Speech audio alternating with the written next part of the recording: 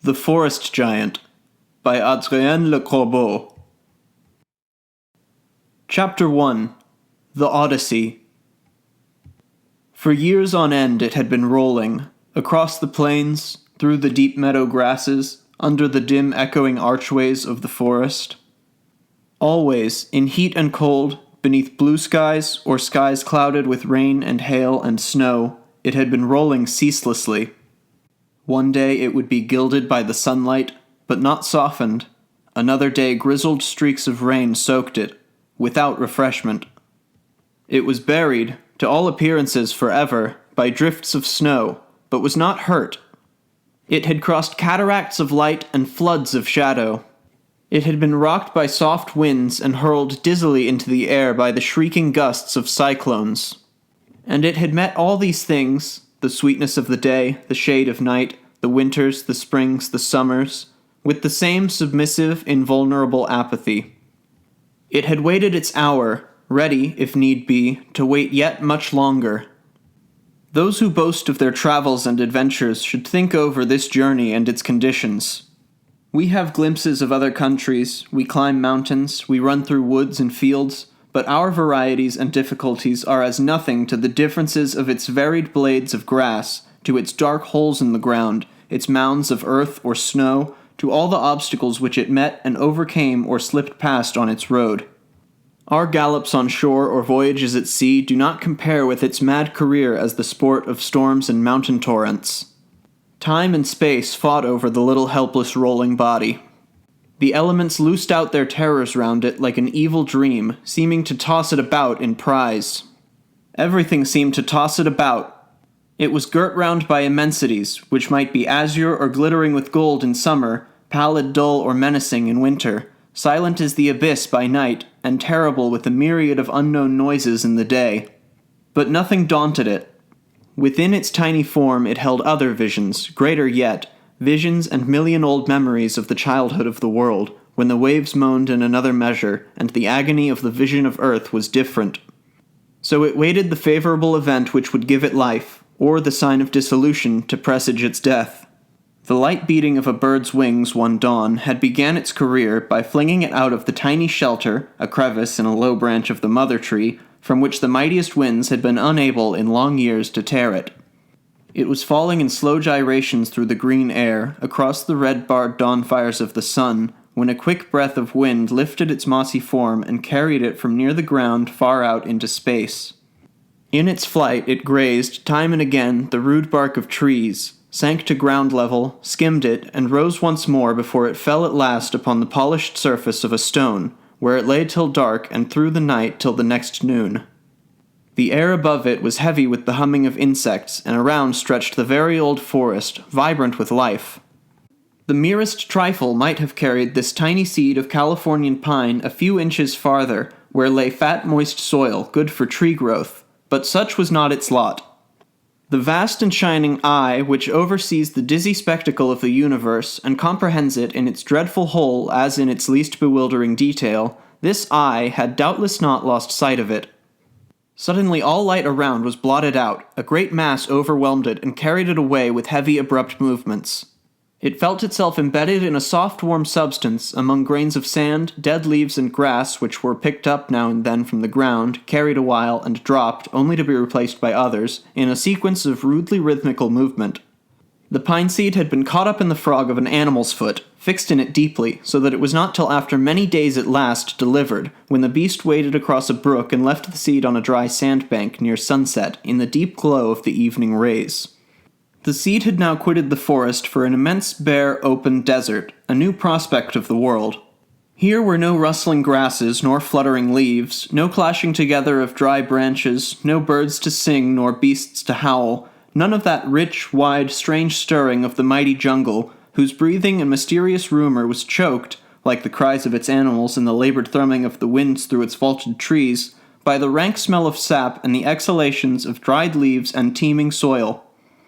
A light wind blew the seed across the sand, for hours driving it about, backwards, forwards, to right or left, sometimes in great circles, and sometimes stationary against a stone, till a new gust should send it forth again, past its obstacle, on yet another abandoned desultory course. The world was overspread with an intense blue from which light seemed to fall in sheets. Later, this brilliant blue turned to a bleeding red, through which the sun's golden arrows slid into violet bands and faded gently. An exquisite freshness fell from heaven as the purple mildness of evening came down upon the world. Yet the pine seed could not rest. The wind, as it became sweeter, became stronger, and sent it again across the sand spaces of its former road, while about it a new life began to stir. Insects which had been hiding all day danced over it, or circled violently about it, or stopped to smell it, or tried in vain to crack open its hard shell. Their grotesque shadows ran blackly over the silver sand. At times, green shining specks came near, hovered a moment, and vanished in a soft shiver of wings. All the while the pine seed resigned itself with unconquerable patience to its senseless course. Dawn came. The sun climbed high in the heavens. Yesterday's burning blue again hemmed in the world, and after it came night and dawn, and day and night again once more. In the same wide desert the pine seed rolled about, the sport of the same winds, pitting against their caprice the constant apathetic endurance of its little round hard body. So weeks and months flowed by, times for which other things or other beings elsewhere may have been momentous, but which for the sequoia seed were all alike. Then one day the sky darkened and rain began to fall. The first slow, heavy drops seemed to nail the seed to the sand, and whole days passed, but in the end, just at twilight, water began to trickle over the ground and to collect in plashes here and there over the huge sandy surface. The strange power of water to absorb light enables it to preserve the clearness of the daylight, even when the light has fled, and makes the shadows which it reflects in the darkness appear even darker than their truth. The sea gives, better than any other thing, a feeling of the mystery of never-ending distances. It strikes not merely on living beings, through their imagination, their blood, their nerves, but seems almost to project itself into materials. These water plashes at last ran together into little streams which carried off in their current everything not strong enough to resist them. Consequently, the pine seed found itself all at once flooded with freshness. The liquid got right into it, penetrated unreservedly into its outer husk, till the little seed felt itself soaked. Nonetheless, it kept its vital force intact, and neither split nor sprouted. The life force handed down to it through millions of generations was too vigorous and too well prepared for its special future, whether near or distant, to break up in the tiny frame. Only this time inertia was not its sole defense against the assailing elements. It found itself in a happy elasticity which helped to keep out surplus liquid. Thus, for the whole rainy season, the seed wandered about the sand desert, going with the waters down an imperceptible slope. On all sides the waves now compassed it, with the gray sky covering above it and them in the daytime. But at night it was drowned by water and by darkness. The waters, as ever, darkened the shadows of these shades circling in space. A chill, blind, impenetrable horror overcame the pine seed. It appeared, almost like an endowed being, to hesitate in its career. It struck against stones, seemed to cling to the tufts of grass which the waters carried down with them, seemed to betray a longing to stop, while the waves, so infinitely great, withdrew it, gently but irresistibly, from every obstacle. It yielded patiently, strong perhaps in its sense of future greatness. The outside forces, despite their violence, could not prevail over the insignificant seed, whose giant bulk would someday laugh at the roaring of the winds and the struggles of the waves. And as it was tossed about during the night in the immensity of shadow and water, may not the sense of past existence have come to life in it, and a memory of that other chaos with the very different terrors, as experienced by its forebears in the first stages of the world? So it journeyed, firmly and humbly, towards the unknown. Chapter 2. The Genus Trembles into Consciousness. One day the stream of water by which the seed was carried along sank suddenly, whirling down a funnel in the ground. Slowly the gray light of day grew less as the seed dived deeper and deeper, till in absolute darkness it was rushing madly down the waterspout. Hoarse bellowings resounded about its long subterranean voyage, asserting themselves above the stifled noises of the passage of the buried river through the bowels of the earth. For weeks and months the pine kernel revolved in these invisible currents, at times slipping slowly along the twisting flow, at other times hurled forward at a dizzy speed in the dwelling coolness of the underground. Suddenly the booming of the flood deepened. A hesitating, cautious light came trembling down the waves, and with a huge guggling, the seed found itself thrown out into a greenish mass of translucent water, the volume of a river which now took charge of its further course, and in whose stream it long drifted, while the sun gilded the changing surface or the moon turned it all to silver. The tiny seed seemed lost in time, swallowed up in space, as it floated on top of the water or sank into its depth. The contrasts were overwhelming when the insignificant grain was set beside the river which carried it along, beside the wide champaigns of the two banks, beside the unplumbed void above, in whose pale blue transparency some far gray and white clouds were fading or floating. How small it looked, so set in infinite space! And yet the pine kernel had its own part to play, and of the thousands of interacting forces in earth and heaven, some were specially appointed to fulfill its destiny. Where did it go in this great smooth-running river? How was it that the immensities among which it wandered did not blot out its faint existence? Had the all-seeing eye really appointed each one of the many incidents which marked its start in life? Can we, in view of this case, believe that everything has been foreordained since the beginning of time, which has never been, and is ordained to the end of time, which also will never be? No doubt there are the same laws for beings and for things, for constellations of dazzling size as for atoms too small to see, laws which operate in a like spirit and entail like inevitable consequences of related sense. Worlds and beings, objective things, and abstractions of thought and instinct all run in a similar course of birth, climax, and decline. They begin in nameless processes, develop in phases according to their kinds, and end one day to make room for other transformations equally indescribable. Accordingly, the pine seed was carried by the river in devious courses, thrown up on the bank, snatched away by the wind, rolled over the plains, cast up the mountainside, tossed back into the fields, led here and there for an incalculable time, the sport of inapprehensible caprice. 100 times it nearly fell into a spot favorable for taking root, and as often it was driven away from its goal by forces apparently hostile. If the little seed had been gifted with an observing sense, it would probably have seen the lot and end of every event in its own destiny. Once it hung for years a few inches from a suitable hole in some fat land, and was left there unmoved by the fresh winds of springtime, by the ardent summers, by the icy falls of snow. Nothing helped it, till finally a pebble slipped, for some unrecorded reason, picked it up on one of its muddy faces, and held it there for weeks, to set it free again on a path of turf.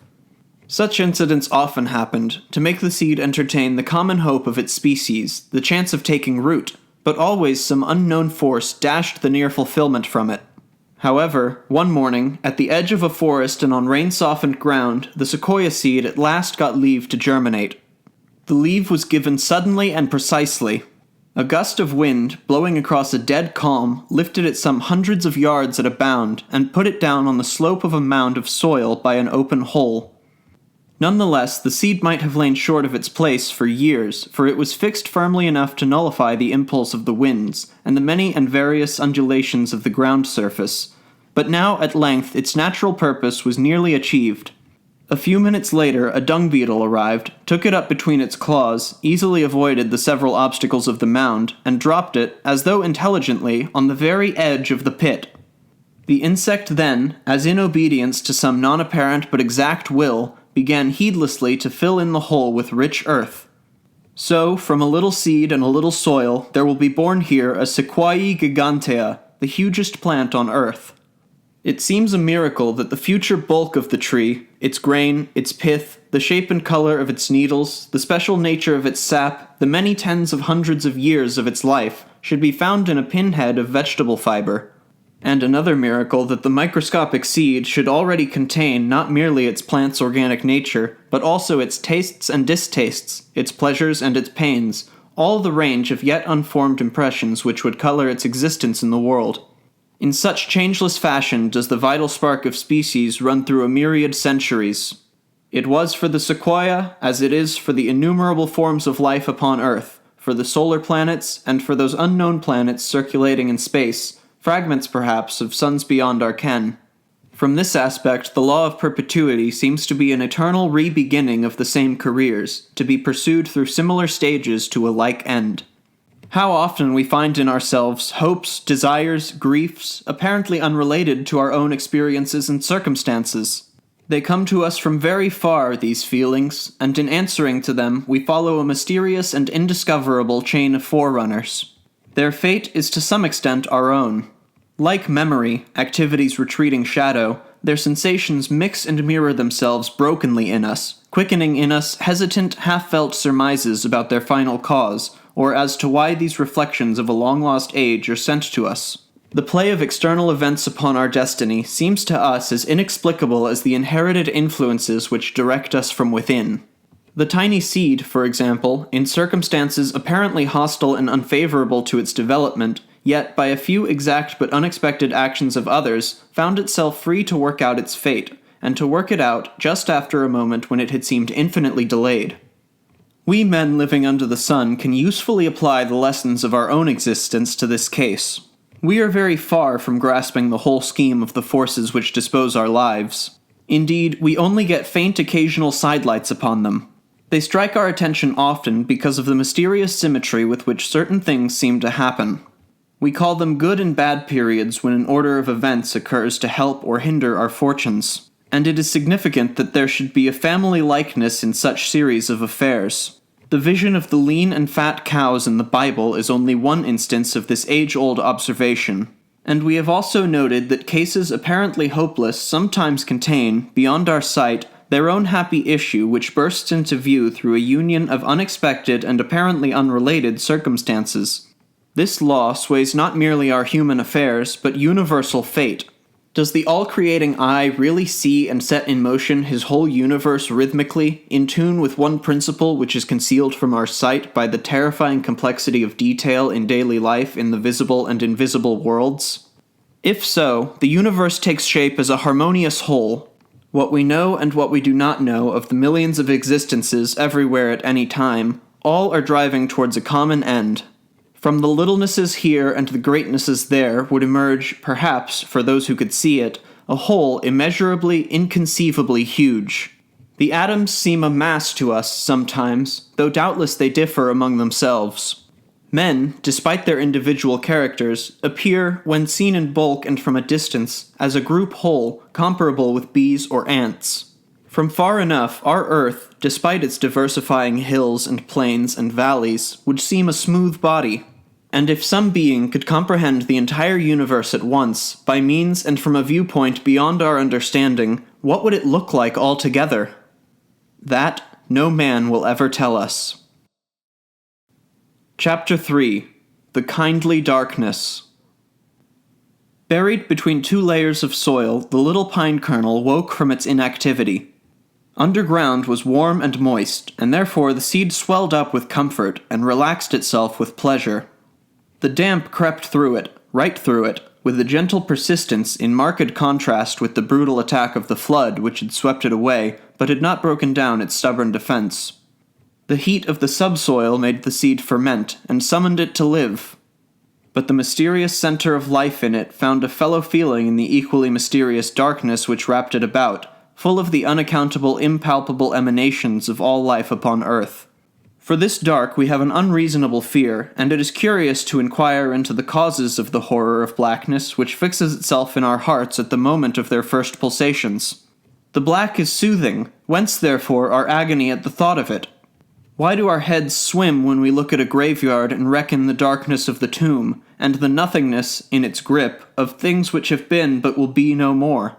Half stifled, we read a name inscribed on the marble slab, and imagine the unknown dead man as he lived, what he did, whom he loved, how he suffered, and we conjure up in our minds the poor blank wraith, now forever departed from the light of day.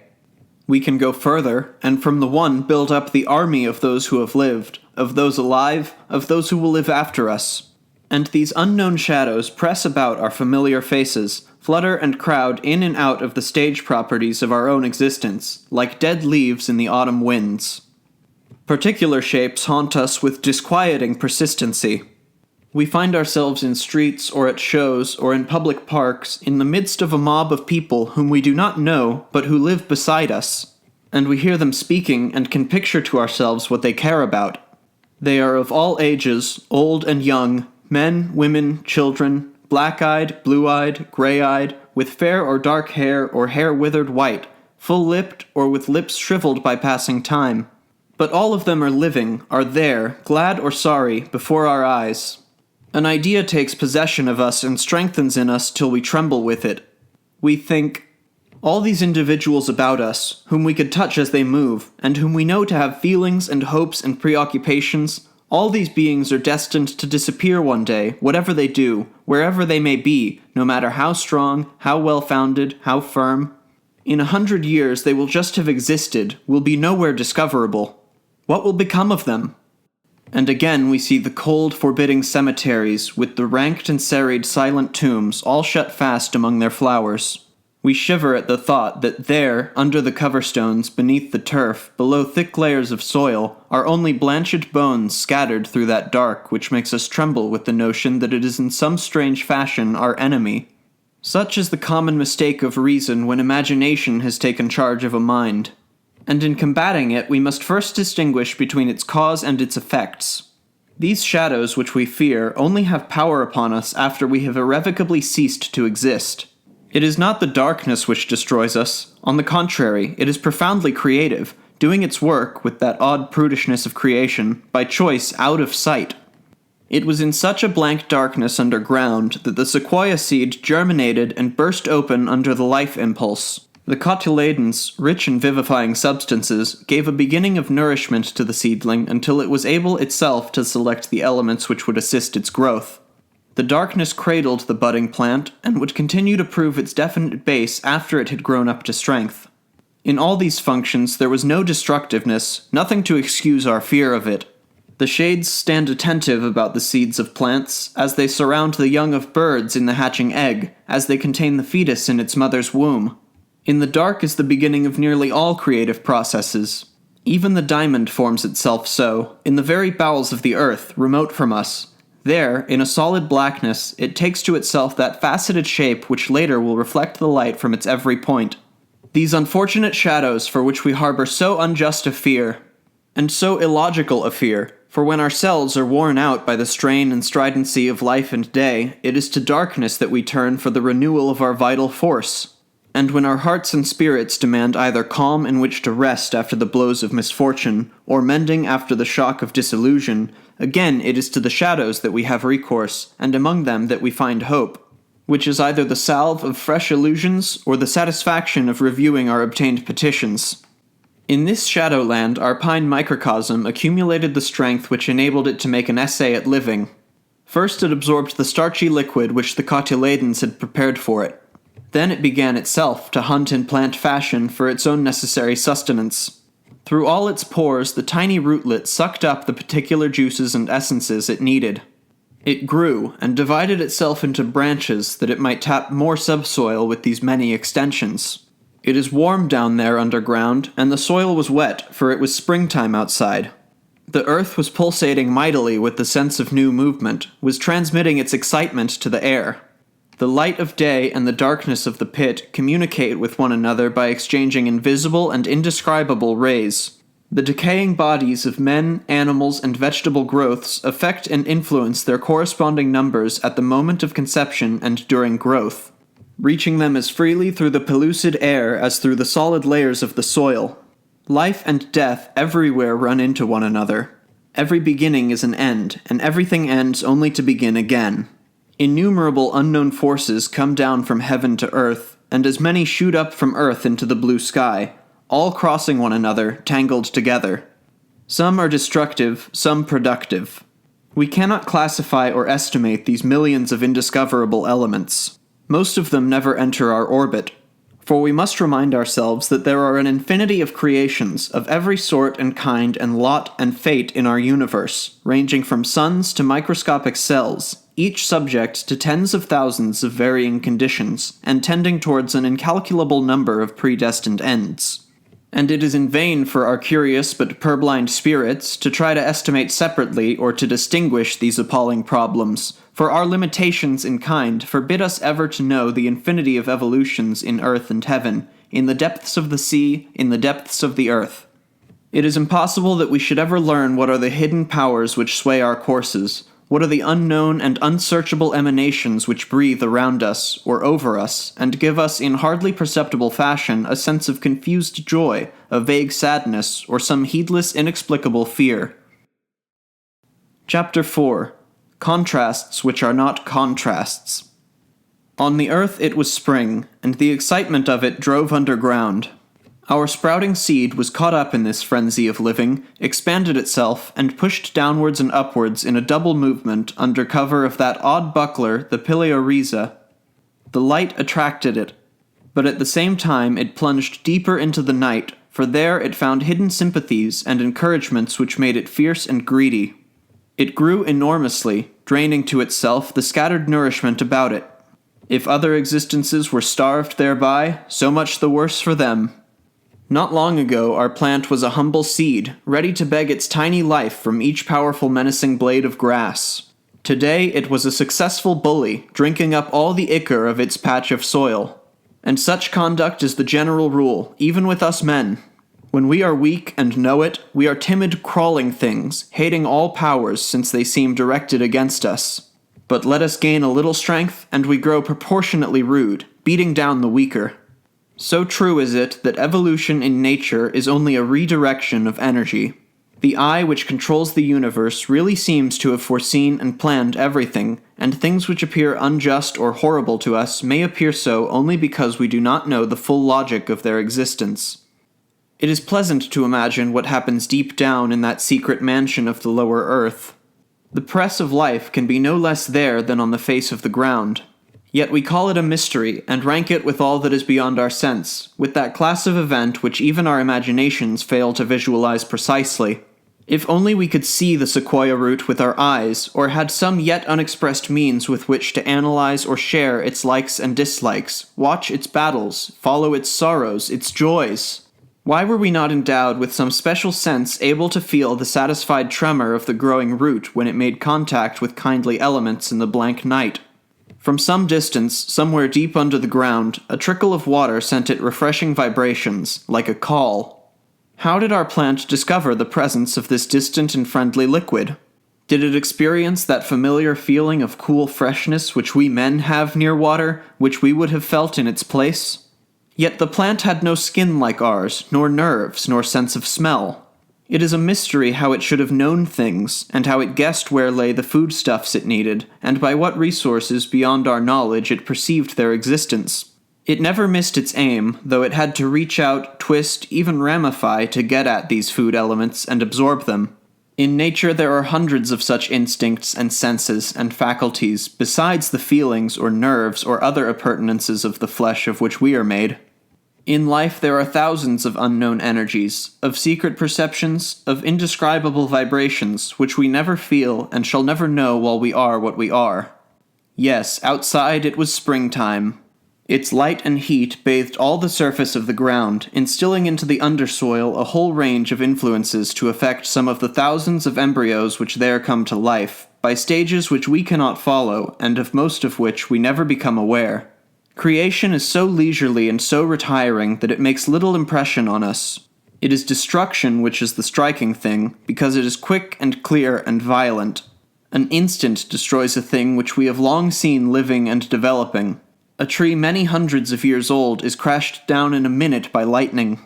In a few days a forest fire will destroy a forest which has existed for thousands of years. And this wanton annihilation instills in us a great terror, together with an unintelligent belief in the goddess of destruction, that savage and formidable power which seems to rule the world, and which fills us with devout awe. She seems so mighty and so bold and ruthless that we think her the sole goddess of life. Such an idea comes to us because of the limited range of our knowledge and perceptions, our only criteria of judgment. In such conditions, naturally it is the visible and tangible world which makes most effect on us. Yet we should remind ourselves that if a being under our eyes passes in a second from life to death, yet in that same instant millions of similar beings are being created by the mysterious courses of organic nature. Just as while lightning is striking and consuming a giant of the forest in one burning moment, simultaneously millions of such trees are germinating in the fruitful heat of Mother Earth, beyond our sphere of control. We should note that in all ways and at all times, creation has the numerical superiority over destruction, whether it concerns men or animals or plants. In truth, we have no reason to complain that our senses have been reduced to such bare limits.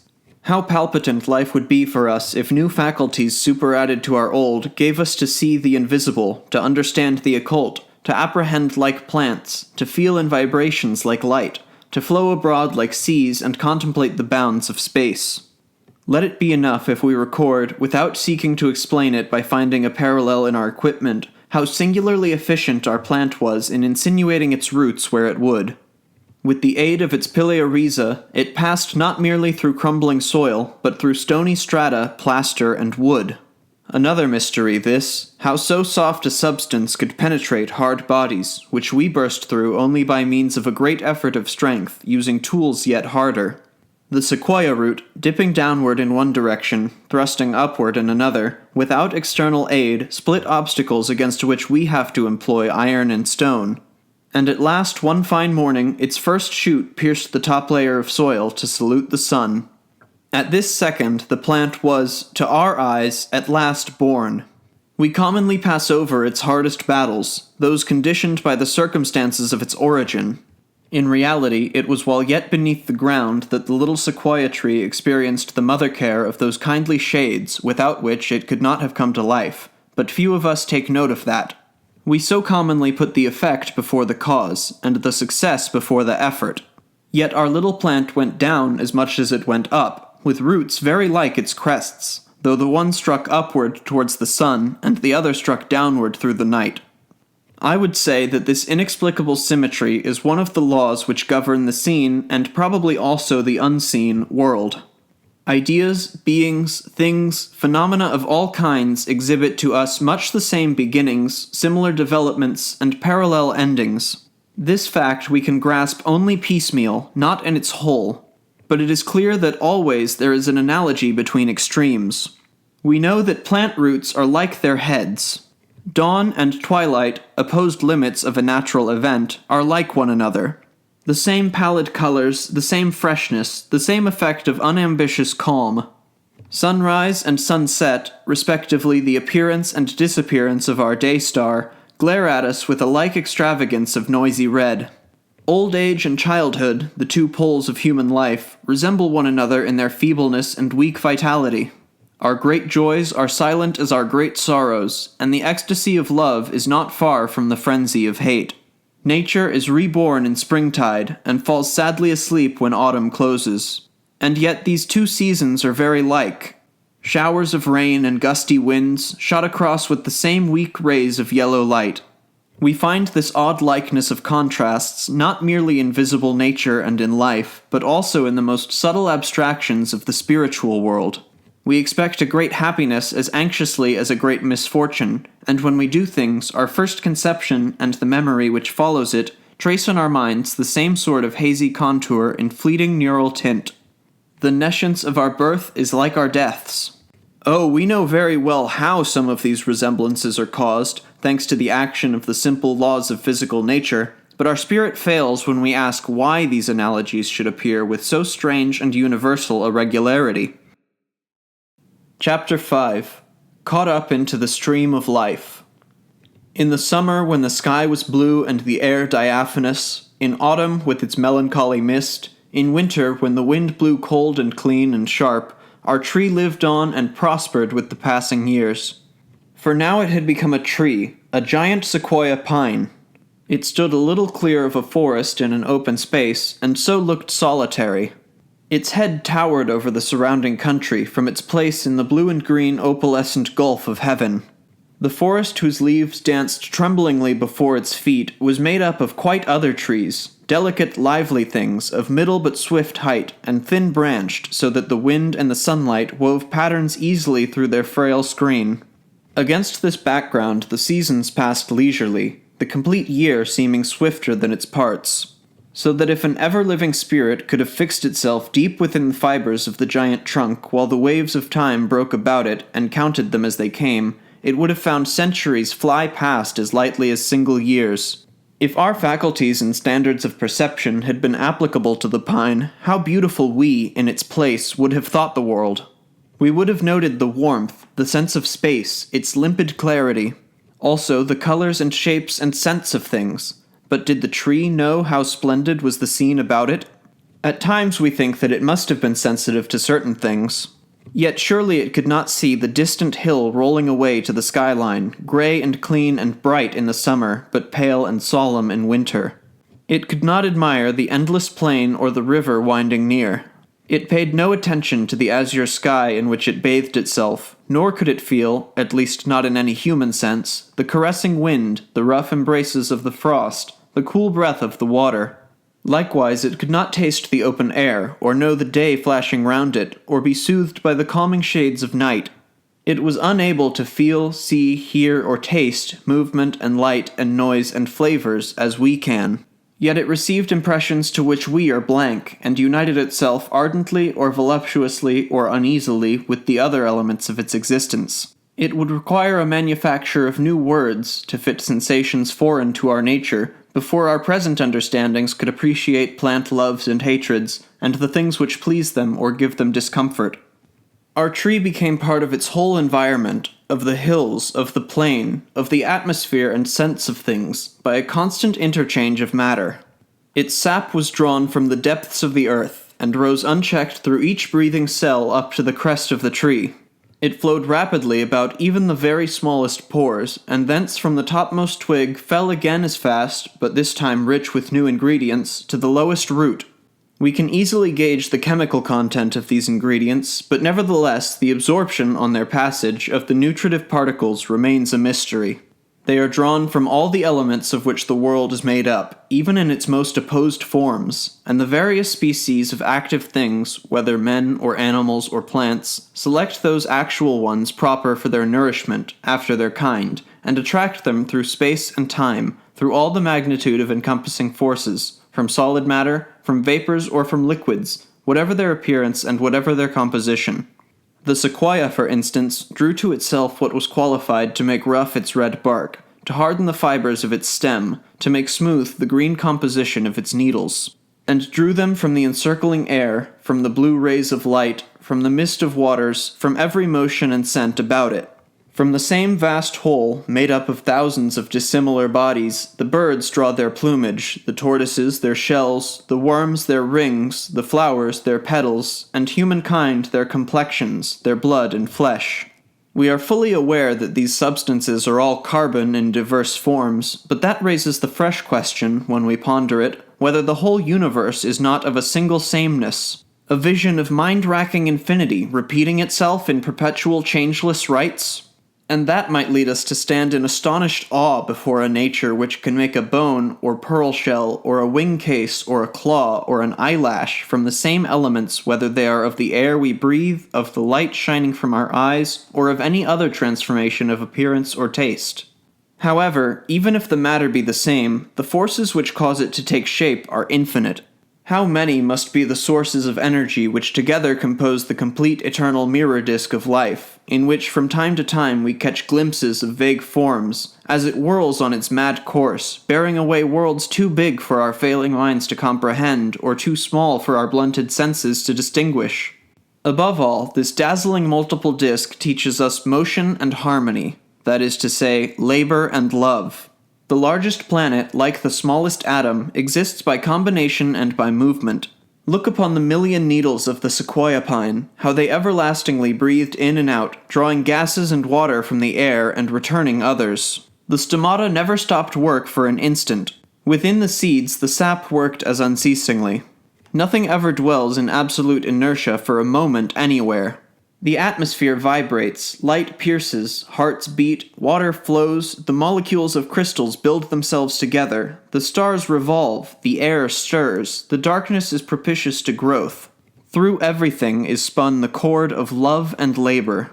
Perhaps, when we contemplate the tireless labor of the bees and ants as they run here and there and reinforce one another in an endless series of the same acts, with apparently their sole purpose in the next generation, Perhaps a dismal weariness steals over us at the sight of such everlasting monotony of labor, and at a feeling that their futile efforts much resemble our own. But we may legitimately remind ourselves that our ignorance of the complete scheme of things inhibits, or at least vitiates, our judgment. Also, that the chain of succession, from father to son in an endless series stretching away to infinity, is nature's first law. Just as nothing isolated happens in nature, so nothing exists which is isolated or peculiar. What we call our individuality is only a congeries of cells, just as what we call an adventure is a complex of events tending towards a single defined end. It would be wrong for us to pick out and treat of any single one of the tribulations of the pine seed on its described huge journey, except in relation to the result of the history, the mighty tree towering like a red pillar 400 feet into the air. Likewise with our storied lives. We will find nothing irregular in them if we realize that they existed before they became patent, and that our minds became aware of them only when they developed in some apparently fresh phase to which we were peculiarly sensitive. A good example is the ray of light which left a star centuries ago, but which we notice only as it enters our limited field of vision. The least important event has a history going back far beyond our mind's reach. We cannot fix the start of any thing, or of any creature, or of any circumstance. This enormous tree, whose shadow falls across my book, and whose history we are tracing, what began it? How did the class of giant pine arise? The most evanescent happening carries back through adventure upon adventure to infinity, and if we could trace back everything to its first cause, probably we would be astonished to find small consequences to things which we think magnificent, and would find that our grandest created things took their rise in ordinary and insignificant circumstances. We may lawfully presume that the past has been universal, and that the future will be the same, for probably everything happened in the eternity which preceded us, and everything will certainly happen in the limitless time which will succeed our paltry moments. Where do we come from? What was our first shape? Academic questions these, perhaps of no great urgency, but nonetheless difficult for us to picture. We feel distinctly enough what is good or bad in our experiences of the moment, yet we cannot in the least evade our destinies. And our impotence supplies us with a reason for casting out despair and accepting with dignity what fate offers.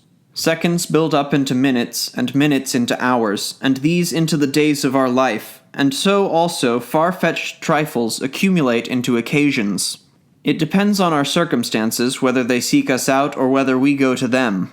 Every being possessing activity, that is, which has a relation with space and a temporary faculty of volition, moves towards change as change moves towards him. The mobile beings, such as men and beasts and birds, as often as they move, make progress towards some small or large point in their history. Their change of position makes them encounter the unexpected, which is itself perhaps coming towards them. Our pine tree, however, being of the plant class, was rooted in one place, and had to attend its changes there. For of course its history was full of change.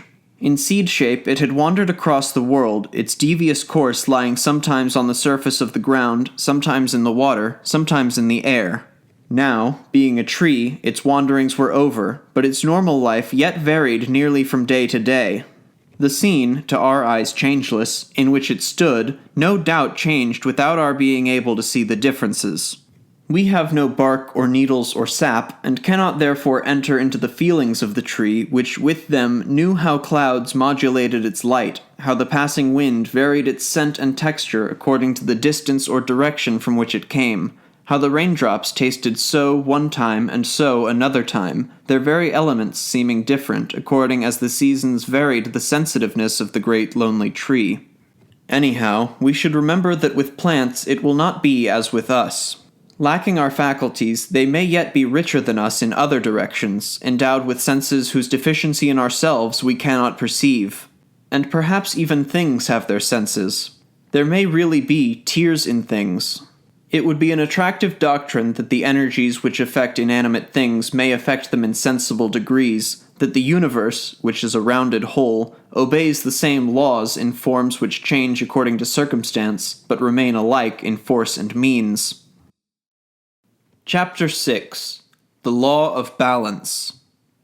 How lustreless and same the passage of time appears when we review it in our memory, but how uncertain and varied it is when we live it moment by moment, leaning out of each second to encounter the next. Likewise with the life of the great tree.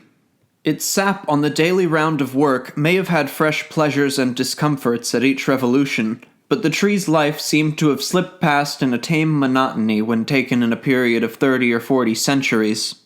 Yet it may be that the sequoia felt the seasons change about it, and that the times and scenes, so constant to our eyes, in which it lived affected it variously, just as its great outline may not have been without influence on its own country.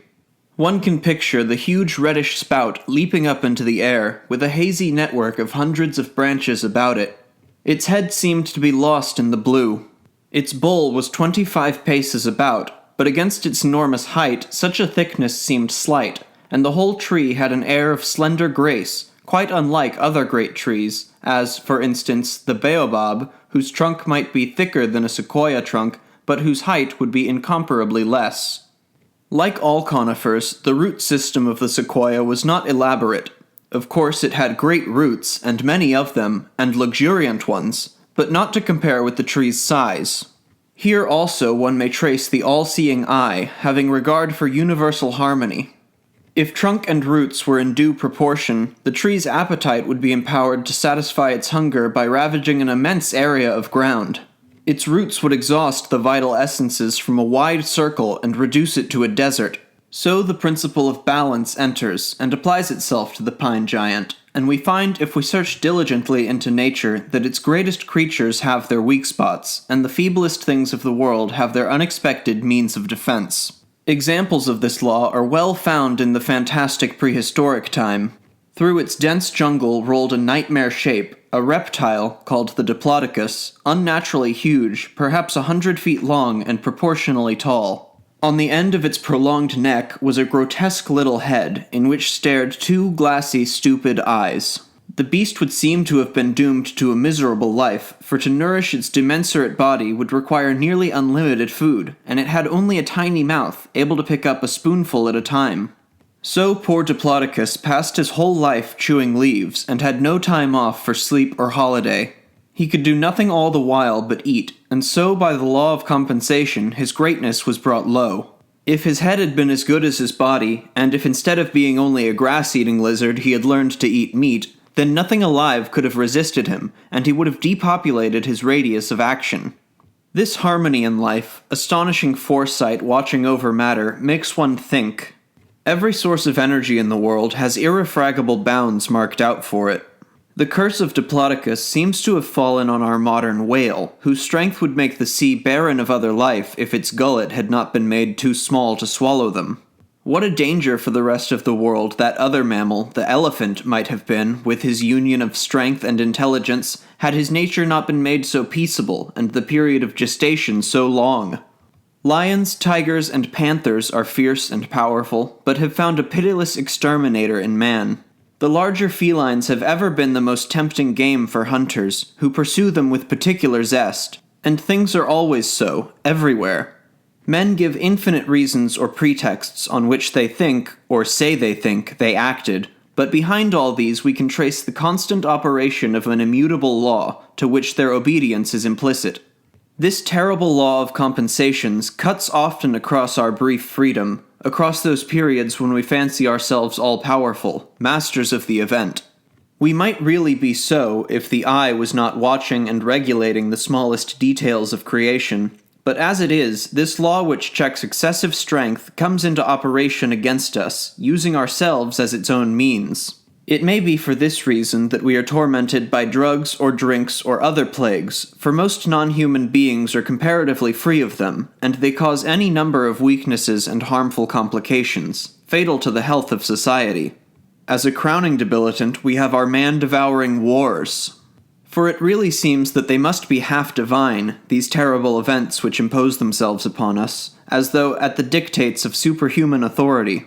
If fate did not decree them, how could these wars yet pour out the lifeblood of our peoples, since man has always condemned them with the whole force of his reason?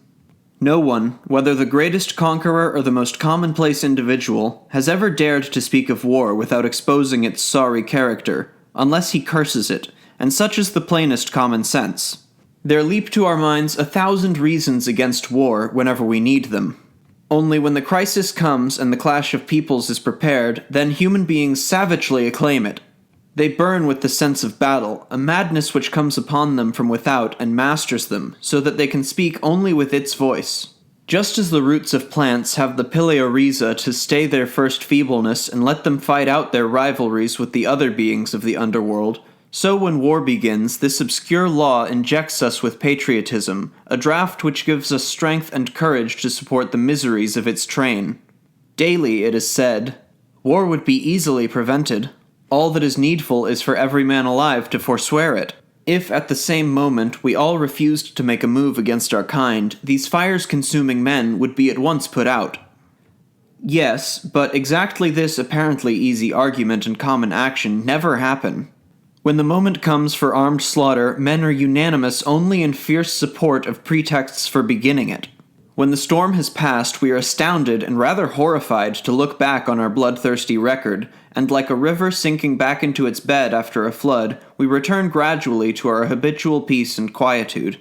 Too late, alas, for the will of the gods has been done, and humanity has paid its bloody tribute to their law of death. At the next date of bleeding, the whole round will begin again, just as before. So Diplodocus's little head, his point of weakness, may be made a symbol of this malady of man. And the reason why we should be subjected to this inflexible law? No doubt that our too great strength be brought down.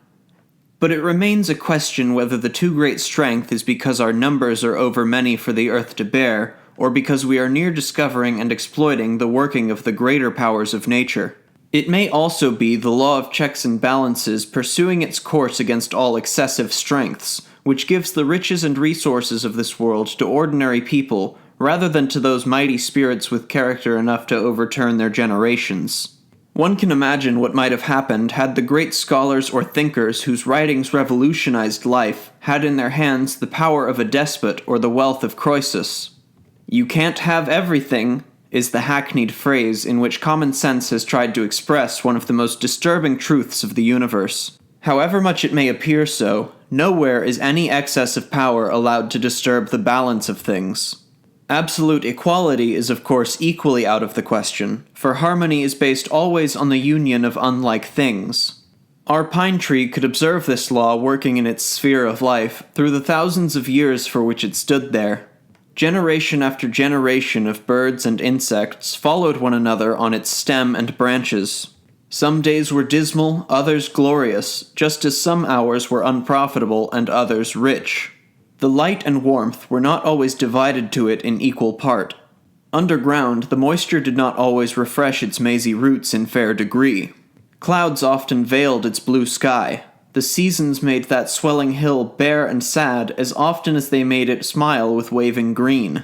The giant tree saw its needles grow from freshness into pallor and then fall, thousands of times. Some of its branches, for no visible reason, grew splendidly, while others, also for no visible reason, remained small and stunted.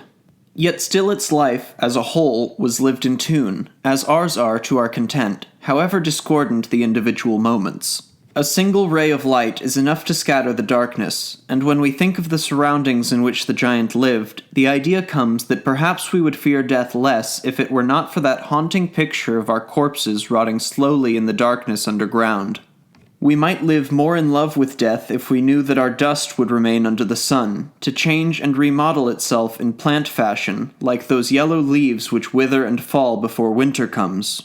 It would assuage our minds if we could think that after our end we would live yet in the shimmering day, absorbed particles of that great life-filled space this side of the limitless ether of the stars. Chapter 7. Metamorphoses. As space creates all things out of its own substance, only to devour them again at last, so time, which itself cannot move or change, allots to everything its span of life. Our hours and days are within us, and it is the revolution of the globe, and not time, which makes the seasons. Yet beings and things succeed one another, and their courses give us an illusion that the age grows old. It is a convenient figure, for it is good to say that the days slip past and the seasons wheel round, each in turn. Once more spring made green the mighty tree. The sun and the winds fretted its newly budded branches. The giant began to transform itself. Like last year and the thousands of years before, the sap made buds which pushed out into leaves, into flowers, and at last into fruits from which the future seeds would be born. Each spring inaugurated an ascending change, to be followed, this year as in the dead years, by a descending change. So the sap in its evolution took the common way of all life's forces. It rose towards its highest forms, in turn becoming leaf and flower and fruit, and then it fell away in hard, dry, woodenish particles. Through this history of changing shape passes all we know, ideas as well as things. Even our feelings are not exempt. Everything within and without us alters and reforms itself, so that there is no changeless situation, nothing which is forever exactly the same. In the indestructible and turbulent race of matter, one universal essence is working in a fixed direction, and if the tree sap changed into wood after having triumphantly been green leaf and shining flower, so does impeccable fate lead our component cells through exquisite childhood into splendid youth, only to change us at last into tottering and wasted creatures of old age. The elements alter their shape through time and space. In the same light, in the same conditions and circumstances, flowers bloom and fade, our hair turns from its first dark or fair color into silver, our eyes lose their early fire, our firm red flesh goes dry and shriveled. These changes happen to the same drop of sap in the plant world, and to the same tissue in the animal world. In the unexplored world of instinct, our senses follow a similar evolution. Our enthusiasm for something or other springs to life, lasts a while, and then chills into complete detachment. Love is akin to hate, says a proverb, but really the two states run together. Our indifference or our dislike is often born of an exhausted regard. Otherwise would we so often come to hate what we once enjoyed? No, these rising and falling changes are not confined to plants, but are a general part of evolution, in material as in immaterial things. Springtime, however, with its thrill towards active life, prevailed once again upon the earth. The sap was boiling up in the inmost pores of the giant tree. It was shaken in its mysterious travail, sharing, in its tree fashion, the corresponding sensations of living beings, but expressing them, of course, very differently. Its passionate rebirth was shown in the perfumes which it released, in the trembling of its branches, in its needles flashing silver in the moonlight or golden in the full light of the sun. Yet these enigmatical eddies were those of the new year, the same which make our blood hot and our desires keen. The universal mysterious analogy of all life again forces itself on our reeling minds. These millions of shoots and needles in the pine were produced with such profusion only to grow old and die, like lives passing away, while the great tree stood steady in the midst of them, rooted and intact. Our nerve cells and tissues in a like fashion renew themselves day and night, without our giving them a thought, so absorbed are we in living our lives to our full bent. The pine tree lived on the subsidiary lives of each of its utricles, and exhausted something of its reserve force with each generation of them passed by. And so do we grow old with each of their deaths as the tiny cells in us die without our heeding. Life seems to whirl like a top, getting apparently the momentum for a new spin from each spin past, but actually failing steadily towards its final rest. Each slipping moment leaves us inevitably nearer to our end, however it may seem to give us spring and key for fuller existence. Especially in springtime does a new life seem to be working in us. A mute exhilaration flows through all our nerves, making them tingle like the needles of the giant pine. Beings and things open in one great vibration whose repercussion is felt even in the dark places underground. Subtle aspirations emanate from here and there and cross one another confusedly, yet in their varied and varying shapes whirling aloft in the air, inspiring living creatures or burgeoning in plants, they are only multiple aspects of one central influence. These very diverse expressions are all products of one faculty, vivified by the same ichor. A puff of wind stirred the twigs of the forest giant. The sun was setting in a western sky heaped with purple and violet and rosy clouds. There was a confused movement of many forms of life in the darkling wood, whose smallness beside it made the sequoia tree seem like a disproportionate sentinel. Twilight slid into darkness, dissipated early by a silver moon. A cloud of insects rose up the reddish trunk of the pine. They glittered or suggested red and blue and emerald green, blended or particolored. Their tiny feet swarmed up the rude bark silently. On the ground, other tiny insects gleamed greenly through the grass, or darkened its sandy surface with queer black shadows. They paired, in obedience to the instinct which had made the dainty butterflies all the afternoon flutter together intimately. The echo of croaking frogs came keenly from the distance through the myriad smells of the evening. Everything seemed possessed, reeling with excitement, and with a grave disturbance of spirit before the might of this heterosexual instinct which drives male upon female, revives the splendor of birds' plumage, sharpens the note of frogs, distills the scents of flowers, causes the shallow stream to laugh aloud, makes the meadow grasses to dance, and the tigers to roar with excess of life, which is able also to twine serpents in slimy embrace, and to whirl the deadly scorpions in a loathsome ecstasy. It seems so universal, this omnipotent force, able to run down the moonbeams, to flutter in the wind, to wave with the grasses, to thrill through all the atmosphere. It makes human beings cling together in quivering couples, jerking to the pull of its nameless demand, and truly seems one spirit in these many shapes, an imperious will which in all these varied pairings is shadowing out the frame of the master law of reproduction. Even the elements appear subject to its sway, for this passion which binds one to another of a kind, that every sort may see something of universality in its single mood, may it not be this which puts the little more of glory in the sunlight, that extra softness in the air of night, that repose in open space, that richer music in the waves, that purer purity in heaven, and on earth that sustained thrill? From head to foot the giant tree responded to the new warmth of sentiment in nature. While the sun shone, the birds had mated in its boughs. Now in the moonshine the insects had their turn, and clung together silently in the vague shimmering mist of their brilliant colors. Deep in the soil the taproots of plants swelled up in pleasure. In the air floated a sea of all imaginable scents, impalpable unseen messengers through space of the universal fluid which betrays itself to our sense of smell on the one side, and on the other side in the strange lights of lovers' eyes.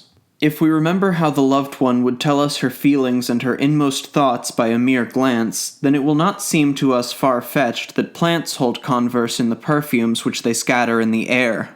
These invisible and intangible but powerful scents, which spread abroad to invite insects and to stupefy us with nebulous desires, seem to play much the same role as the magnetism of our looks, that other strange power which is able, by shuffling the blues and blacks and greens of our eyes, to express love or indifference or hate, and without any change of shape or color can reassure with gentleness or paralyze with terror, conveying the most subtle shades of desire and passion and command. Chapter 8. What the Moon Saw. Meanwhile, there were showering down on earth the beams of that moon, mirror and transmitter of the sun, which conveys to us its light without its heat. From the distance came the splashing of water, and on the river bank, where it was nearest to the tree and within sight, lay a man and woman. They were naked, and the water was dripping slowly from their bronzed bodies. They lay side by side, and the low murmur of their voices and their stifled kisses filled the near air about. Beyond and around them eddied the confused noises of the fields and woods, the scents of evening made lively by the cool damp air, the brightness of the moon's shining on the sylvan landscape, a selection of all the sounds and shapes and tints and flavors in the world.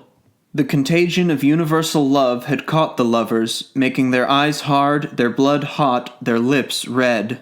The everlasting universal thrill which makes the flowers burst into bloom, which makes the insects glitter and the birds sing, was upon these two, flinging them into a mutual passionate embrace. They were just another instance of the immortal lust of conjoined sexes. Their sighs rustled between their lips like the wind in the grass. They sobbed together like the breaking sea. Their flesh tingled with their blood, as did the fibers of the forest giant with sap.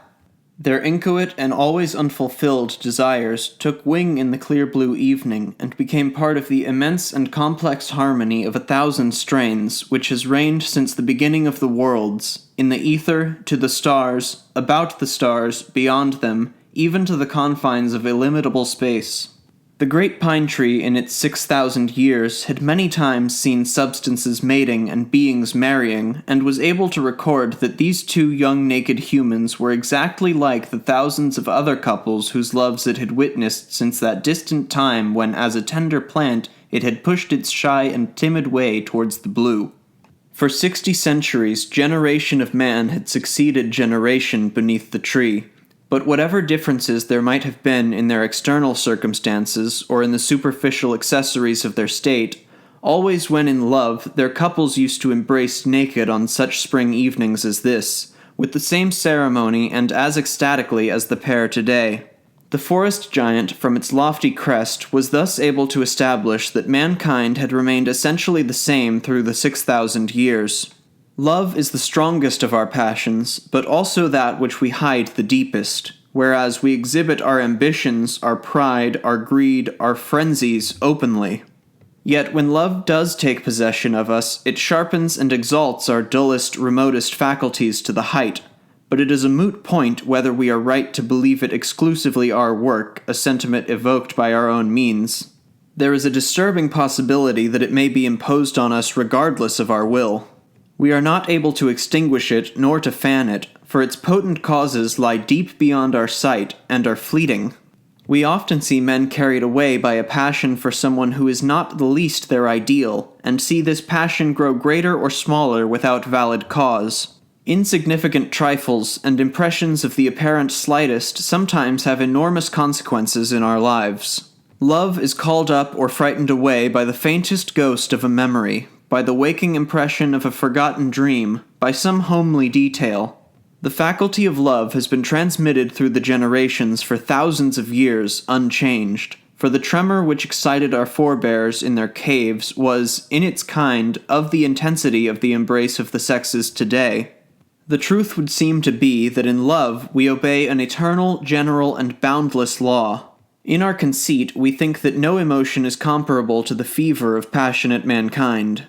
Yet what can we know of the particular sensations possessing inhuman couples, such as the fervor of a plant in seed, or that colossal attraction which drags planets into the orbits of their suns?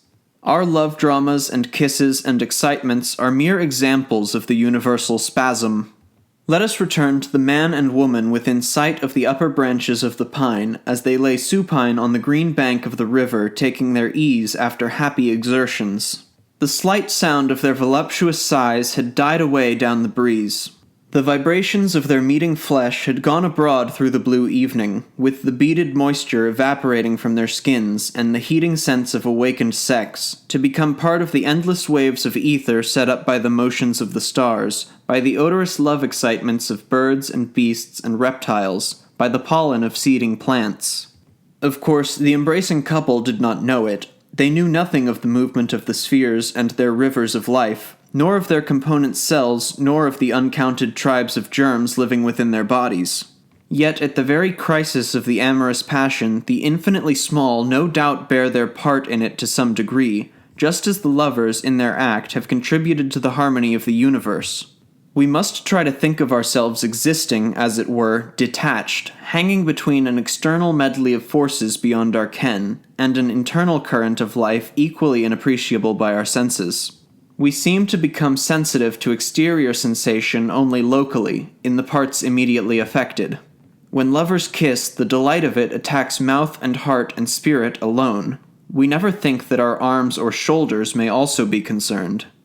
Yet, on reflection, it would seem incontestable that the mere localization of the conscious emotion cannot prevent its being shared generally by our whole being. The kiss, though expressed only by our lips, is a product of the vitality of all our organs, and likewise, in each of our actions, we, from a tiny sector of the world, share in the universal harmony, though we cannot know the extent of our contribution, nor trace its course through the clash of external forces. It is a grave thought that in this indescribable whole, the separate items of activity undergo an identical evolutionary process.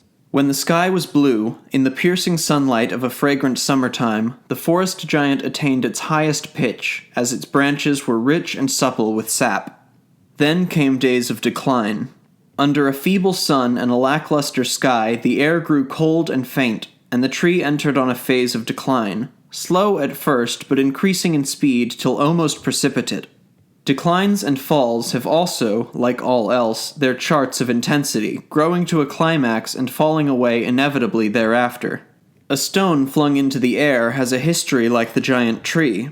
It shoots up to its highest point, dwells on it, as it were, for a fraction of a second, and then turns to fall, gently at first, but later coming down with an increasing rush. This change up and change down seem to be one of the prime laws of life and of matter and of energy, from the boundless existence of the constellations to the atoms and the inexpressible complexities of nature. Everything seems subject to such a process, and our imaginations cannot conceive anything exempt, or anything which will ever be exempt. A stone flung up and falling, a branch budding and growing bare, a fire flaring up and going out, a sentiment being born, developing, and dying, everything good or bad in events and in things, in the animal creation and in plants, in suns and in particles, in everything that is or happens, exhibit obedience to this universal law of change, growth, and decay. Detached atoms retain the character and share the fate of their former whole. The lovers on the sloping riverbank near the giant tree were thus reproducing the universal harmony in their narrow and temporary harmony, as they clipped and twined together in rhythmical counterchange of their inmost emotions. They were so much larger than the insects which shone red in the sunset or turned green in the moonshine. They were so much smaller than the tree. Yet in their degree and kind they were in accord with the course of nature, as expressed in the force which linked the fireflies and made the tree bear seed. They partook of the ambitions which, coming from the mists of time and from the chaos of space, make planets revolve in their orbits and electrons whirl together.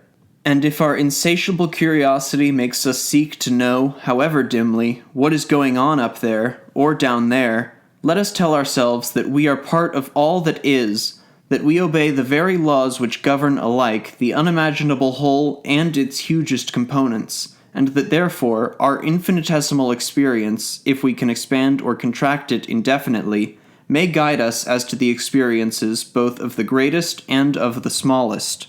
Poor loving couple whom we have left sobbing with pleasure in the harmonious and fragrant evening light! It was written that their transport should die, like all else in this world, and that a falling cadence should close it, making its course one with those of the suns and trees. The conviction that our joys are transient may make us sad, but we can draw consolation from the idea that all the dwellers in chaos are within the law. By taking thought, we can make strong our souls and still them, with the certain knowledge of our utter helplessness. Yes, the moment was good for the man and woman by the tall and splendid tree, as they throbbed together in the new sensitiveness of their overcharged emotion. But remorselessly, decline will follow on the climax. Not merely in the case of the love that grows faint, but for the summer which must yield place to winter, for youth on which old age is waiting, for the spray of water which rises to its height only to fall, for the suns which today dazzle us, but for some few 10,000 years are doomed to a slow expiry, till they shall go round and round their unyielding prisons of space in blind, stiff loneliness. The spiral of being leaps up rapidly to its brilliant apogee, then runs down again into obscurity, while the ring waves of each action expand ever outward in the infinite. Chapter 9. When the Corselet Snaps. More pine kernels had sprouted nearby, and the great tree was now kept company by other russet trunks, tens of centuries younger, but undergoing the same development. They grew and changed against the same background as the older tree, extracting the nourishment which formed their shape and color, sap and scent, from the same area. Again, the law of perpetuity asserted itself in creation. Near the giant, a young tree was fainting and failing. It had not the strong straight shape of the other conifers, nor their sharp shining needles. Its current of life was crossed, confused. Its sap did not fill its roots and branches. Its wood was unhealthy. While on its gnarled trunk grew and increased year by year a huge boss of dead matter, whose weight seemed to crush the whole organism. The stomata labored feebly in their task of collecting food from the environs, and so reduced the tree's vitality that it felt no thrill from the bounty of spring or summer, while hardly was there any flavor in the weak sap which crept drop by drop through the sick veins of its branches. It seemed tired and faint-hearted in its travail, this sap, like an aged workman, and the tree's whole attitude and effect was that of old age, of a failing constitution such as marks the last stages of life in trees long past their prime. For this young sequoia was sick. Its soggy utricles made no response to the new winds of springtide, and were as insensible to sunlight and to the rays of a cloudless sky. The fine weather which made the giant so brave and fresh in foliage had no effect on this. Its slow, sad, invalid existence made it more and more like a tree whose cadence was closing with its pale, fagged, flagging tissue. To an external observer, its sickness was as though the coat of mail which linked in and protected its life had parted, and let all its fibers grow odd and wrong. The course of development had been broken, and the shattered rhythm had thrown out even the smallest cells. Their disordered whole was sad and sick with incurable disease, a premature old age with its petulant inconsequence, and if this sickness might be called premature age, age might be called a slow sickness. Plants and creatures have their illnesses, things their malformations, planets no doubt their disasters. And since the fates of puissant things are those of futile things, may we presume that there are mishaps also for the ordered whole? The analogies between stars and the microscopic dust of chemical particles impress themselves more and more upon our notice. Interstellar space seems proportionately no richer in movement or in matter than atomic space, and fancy, running beyond our physical powers of apprehension from one to other, falls ever into the same nescience. We can guess at a common rhythm behind the march of events and the linked procession of acts, so that our superstitions may be only distorted glimpses of design half understood, scattered observations which our unequal spirits cannot join together. Our superstitions take precise shape more especially when we are in bodily pain and perturbed in spirit. Our imagination then sublimates the shadows of our fate, flickering over them like a marshlight in the darkness of our half-knowledge, and achieves only to make their obscurity more obscure. The young sequoia tree, because of its sickness, could do no more than just carry on its stunted life. The breath entered faintly into its laboring lungs. Its whole life was limited by its deficient sap, and by the futile, ineffective busyness of its stomata. Yet it accepted the ill health as a normal state. The idea of a more fortunate life could not come to it as it might to men. It had never known any other condition than this painful breathing in of the life currents, this poverty of exhalation, and so could not desire a better. Whereas human beings in pain feel it all the more since their spirits can disengage themselves from the trammels of the flesh and conjure up visions of a happier fate.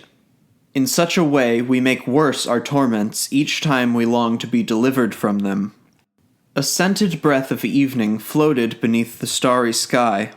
Plants and creatures came to life at its whisper, which combined with the faraway murmur of the river and the resonance of space to give a new vividness to the grove of young pines.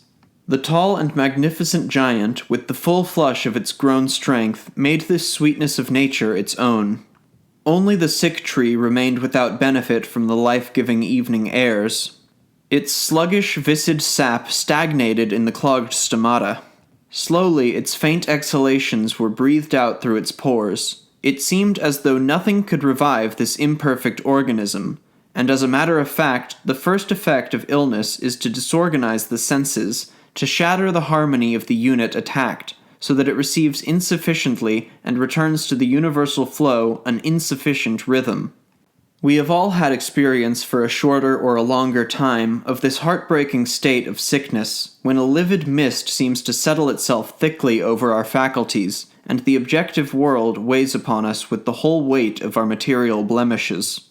At such a time, our sensitiveness to influences outside ourselves is bad, whether it is that our diseased-crippled organs are no longer powerful enough to communicate freely with the hidden forces through whose paths we move, or whether it is that these very forces in a manner avoid an unhealthy assemblage. Anyhow, it is only when suffering has disordered our state that we become fully aware of the gulf which lies between the external world and that other world within us. But what we learn more particularly at such moments is how our senses limit external influences. Our inner world is seething with a form of life which feels special to itself, since all contact with the vital currents of our environment has been cut off. Also, apart from a slight play given to the organs, our physical sensibility detaches itself entirely from external adventures and elements. When our being has once reached this absolute, it fixes itself there, and no piling up of circumstance, in however extravagant a degree, could move it an inch farther. Thus, a loss of consciousness through illness involves as vivid a sense of dizzy falling into space as a lateral plunge into some darkening abyss, and the perturbation of an inward malady may strike us as suddenly and sharply as the flash of a real lightning stroke jazzing across our eyes. In all the world there is no force able to extend or prolong our sensibility beyond its fixed term, which may be a reflection upon the poverty of our means of apprehension.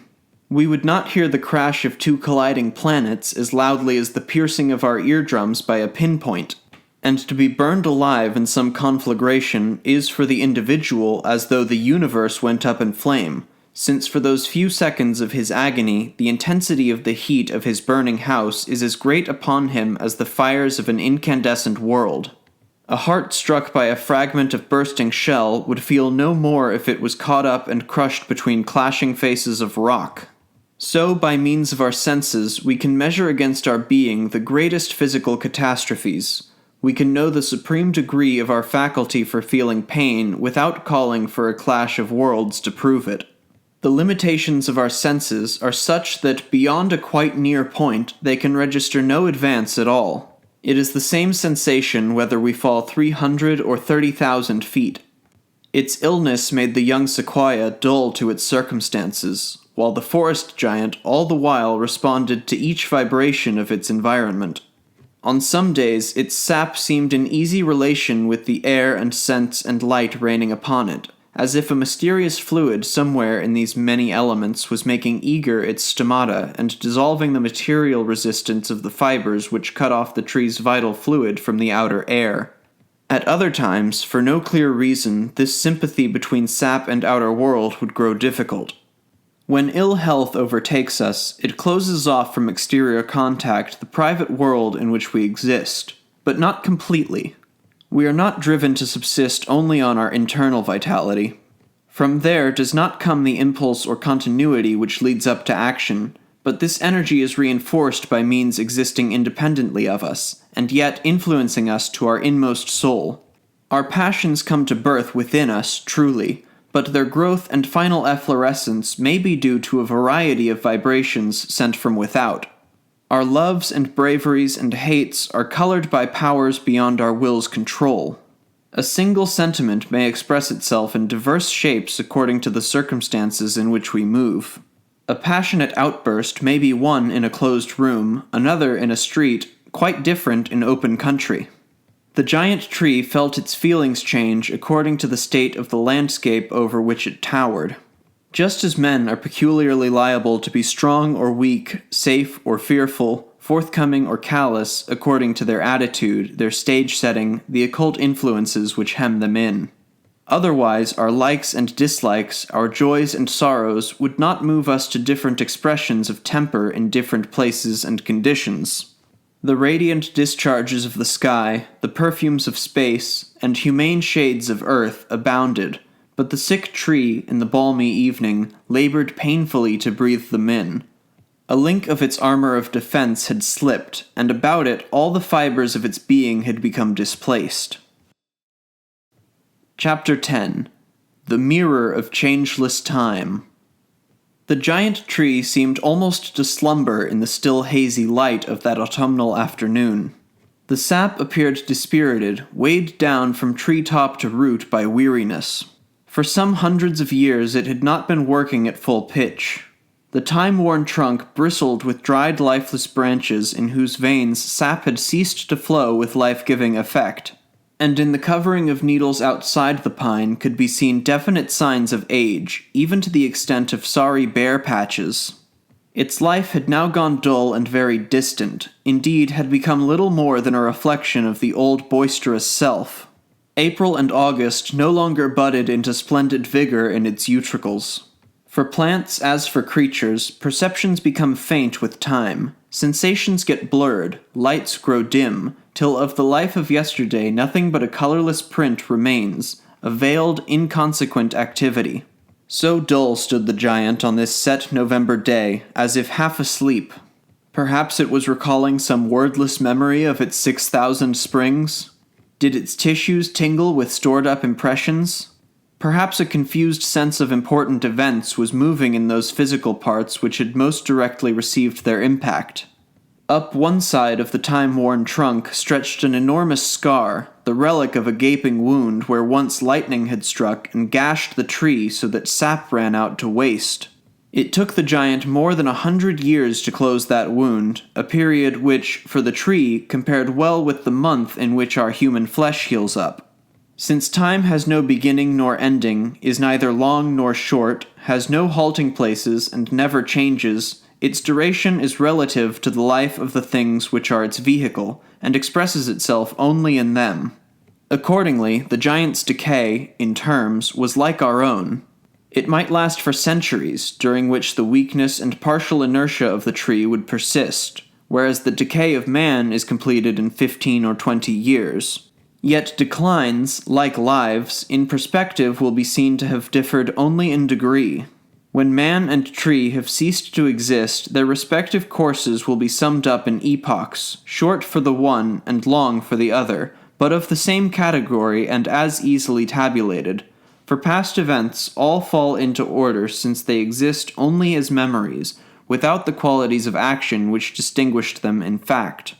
In retrospect, 50 years are like 6 centuries, a year of the past scarcely longer than a charged, dragging minute of the present.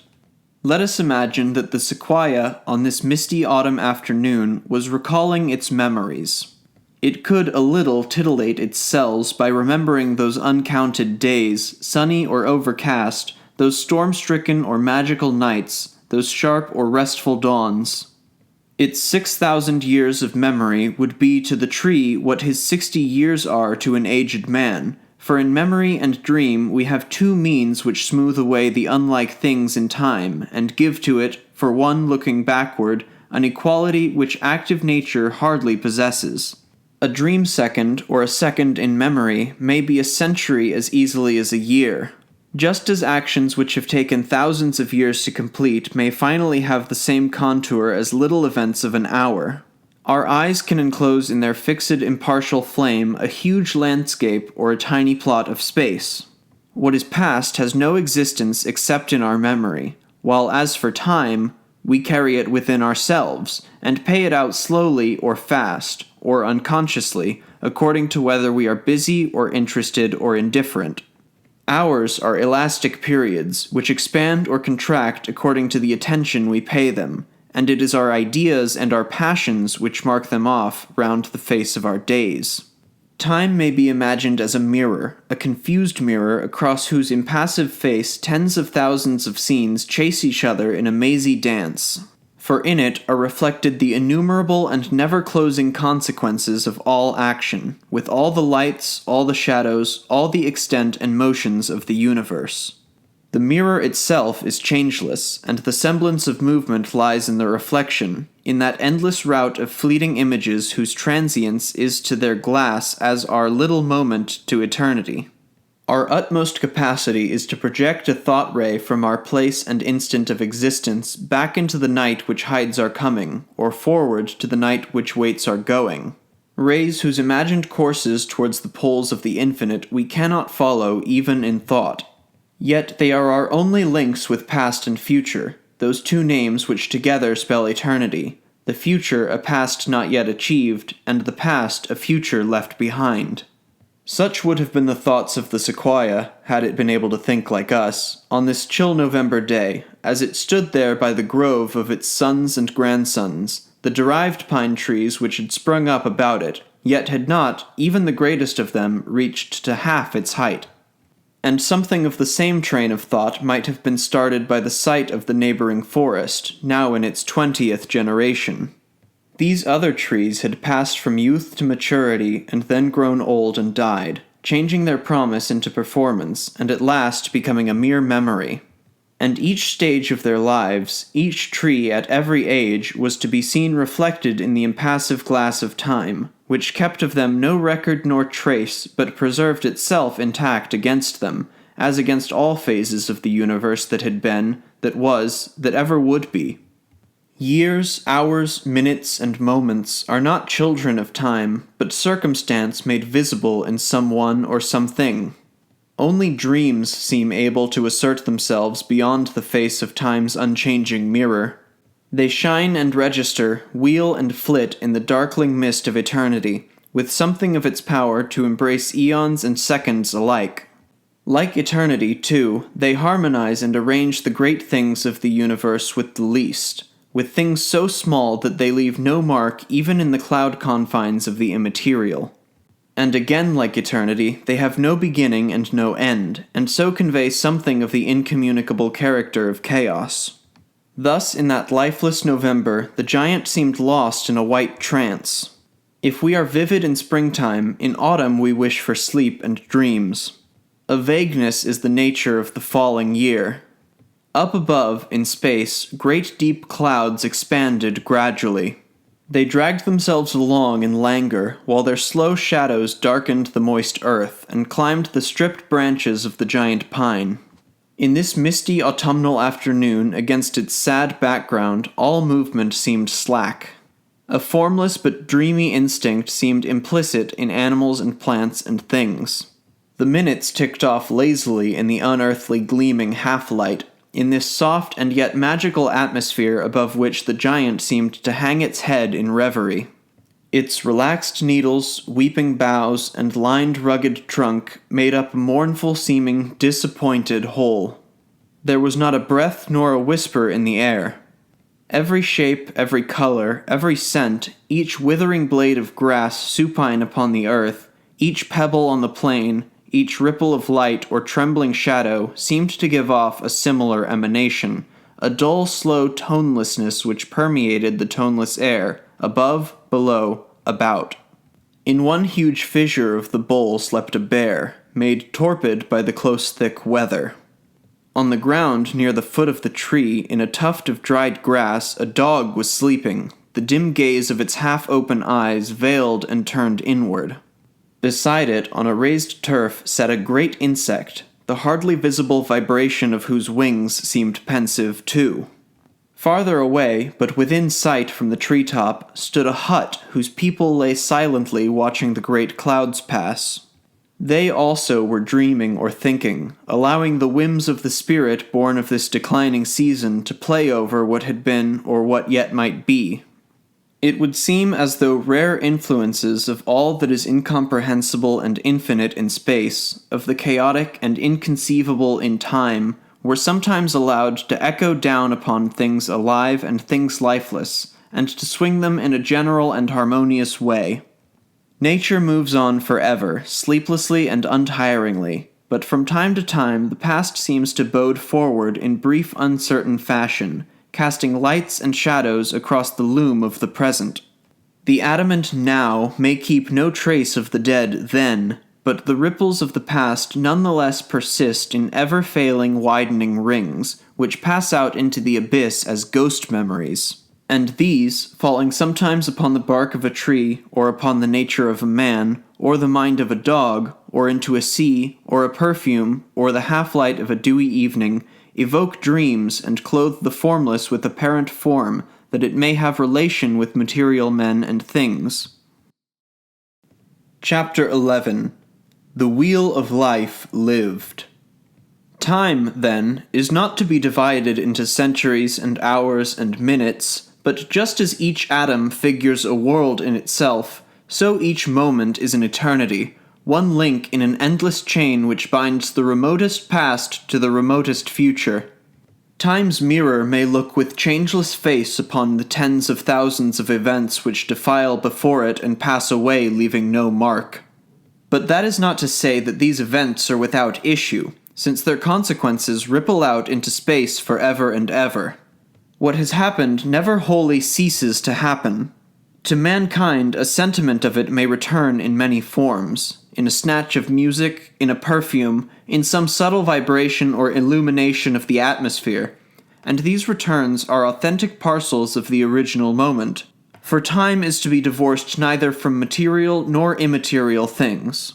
This present, which to us will so soon be past, keeps, as it flies, something of its true essence, and will revive its influence a year, a century, thousands of centuries later, in some scent or sound or unforeseen collocation of circumstance. This continuing process gives us our only approach to the conception of eternity, for there could be no endless time if the hours lived only once and for all, and then died irremediably. Seconds which have their passage grow enriched in its course and cease, only to revive in a new form, after the same fashion as ourselves, who, when death has resolved us, will live again in other combinations of our elements, no particle of which can be lost in space or time. Each second comprehends eternity, as each atom the infinite, and the course of all that is in the universe is rotary, an orbit constant as those of stars or of electrons. Everything wheels about space in circles, and probably movement in time is also circular, so that when we find ourselves strangely imagining things which have been, or things which may sometime be, we can explain ourselves to ourselves with the reflection that our momentary path has doubtless that second crossed the emanations of some instant fully lived by another long ago. The sensation that we have already seen or lived or heard something is similarly explained. Each active moment is an amalgam of sentiments and wills and multiple elements which split apart as soon as the purpose is achieved. The moments of its duration then scatter through space and time, taking with them remains of their charged sounds, colors, and scents, with atmospheres of joy or sadness not fully perceptible by our limited senses, but certainly to be opined and almost to be felt. We may pursue this train of thought a little farther, and be prepared to accept that certain places derive a special atmosphere from the events of which they have been the setting, and may preserve it indefinitely. We are often sensible of particular associations which hang about such and such a feature. One place may instill terror, and others peace, disquietude, mystery, or love, without any apparent quality in their disposition to account for the possession of such power. The reason is that the events or thoughts or actions of which they have been the scene have left traces within the four walls of the room, in the branches of the tree, or in the various features of the place. In fact, the seconds of old time are yet living there, loaded with old association, and as they whirl and vibrate, they sensitize us with their invisible rays. If we were endowed with new faculties sensitive to such influences as now escape us, and with them were able to apprehend and analyze these scattered fragments of the past, these waifs of dead adventures, then we might be able to reconstruct the deeds and lives and deaths, all the unplumbed combinations of circumstance in the cities or countries of our passage. This invisible swarm of seconds which have been hems us about wherever and whenever we go, with its traces of suffering and of delight, of unrest, of clashing, of color, for the emanations of our souls, like those of the souls of things, are heavy with various essences which may grow faint, but never altogether perish. In this dead November air, a soft musical murmur seemed to hang round the giant tree, as if it were mourning its old age and sadness. In this autumnal dreaminess, the tree was living again some of its past life, hearing the times and moments thronging by, contrasting, even in its least fiber, the brilliancy of yesterday with the sadness of the failing present. The numberless radiations of the air, which for centuries had made florid its stem, seemed today to renew about it their health-giving vibrations. This dust of time, the elements of old situations, great and small, had come from near or far as the case was, perhaps from the beginning of things in the depths of the abyss. Tomorrow, when the great tree would be no more, it might affect other forms and make fertile other existences. We go abroad in a throng of atoms, the basic materials of distant and diverse forms of life. Sometimes they breathe upon us, sometimes we hear them, sometimes we see them. At other times they move us to love or hope or fear, melt us to tenderness, brace us to deep efforts, or daze us with weird portents. To this vagabond stardust we can ascribe a sometime fit of passion or wrath, of madness or joy. The world about us is all peopled with these spirit mists. We live red moments and white moments, odorous or musical moments, moments of pain or love, brief or slow, loud or peaceful. Space, to repeat, builds up nature out of its own substance, and likewise unchanging time makes use of its own essence to assemble and arrange and fix the order of events. Evening came down wan and weeping over the uncertain scene. The mist thickened into clouds like smoke, whilst silence and a baseless lethargy soaked through the sluggish air. The giant tree loomed straight and huge in the twilight, its form as ever, its colors those which it had assumed on so many evenings. Neither shape nor appearance was different from those with which it had fronted the autumns of many years and their intricate pallors, but never before had it looked so desolate in the desolate splendor of its setting. Its sadness was as patent as the sadness of the landscape, and since neither the content nor the surface of this November gloaming appeared different from those of past autumns, the source of this changed feeling had to be searched for. There was no motion in the tree, nor stirring of a blade of grass, nor strange gleam through the fog, nor did the chill air feel endued with a particular quality, yet this depression over the world was true and heavy, weighing down all spirits and things from some unknown direction and by imperceptible means.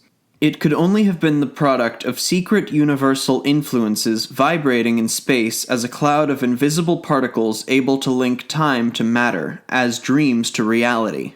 The giant was weary, the giant was sick, and the mysterious sorrow of its pain was diffused about it like an odor.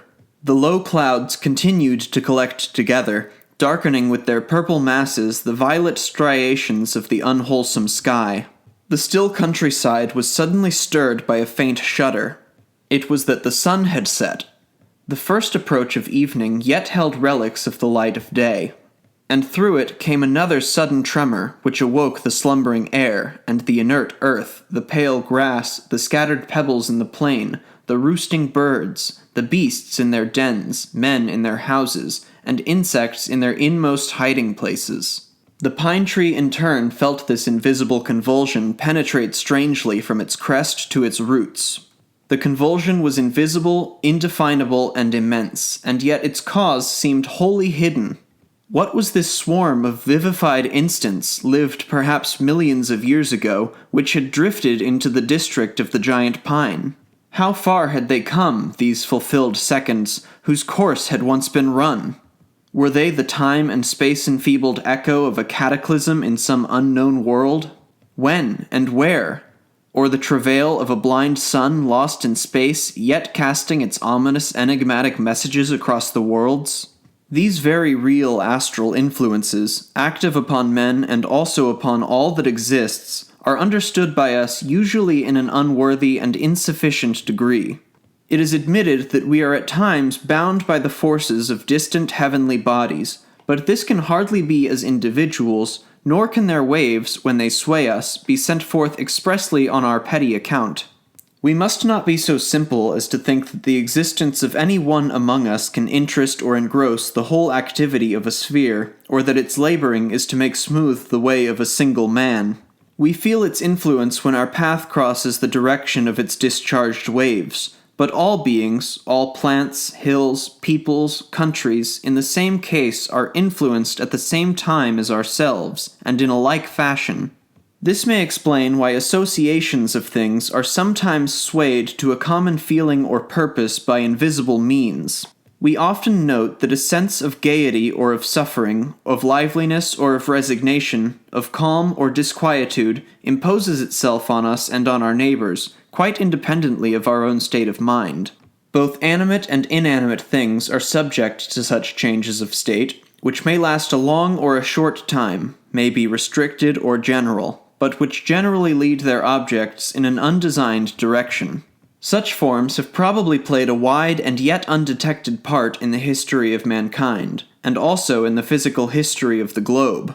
They may account for some of our unexpected and abrupt departures from the usual manner, for the irregular impulses which make us commit acts foreign to our normal will and nature, so that the unknown, into which pass our dead acts and ideas, may itself conceal also the sources of our resolutions and of our performances.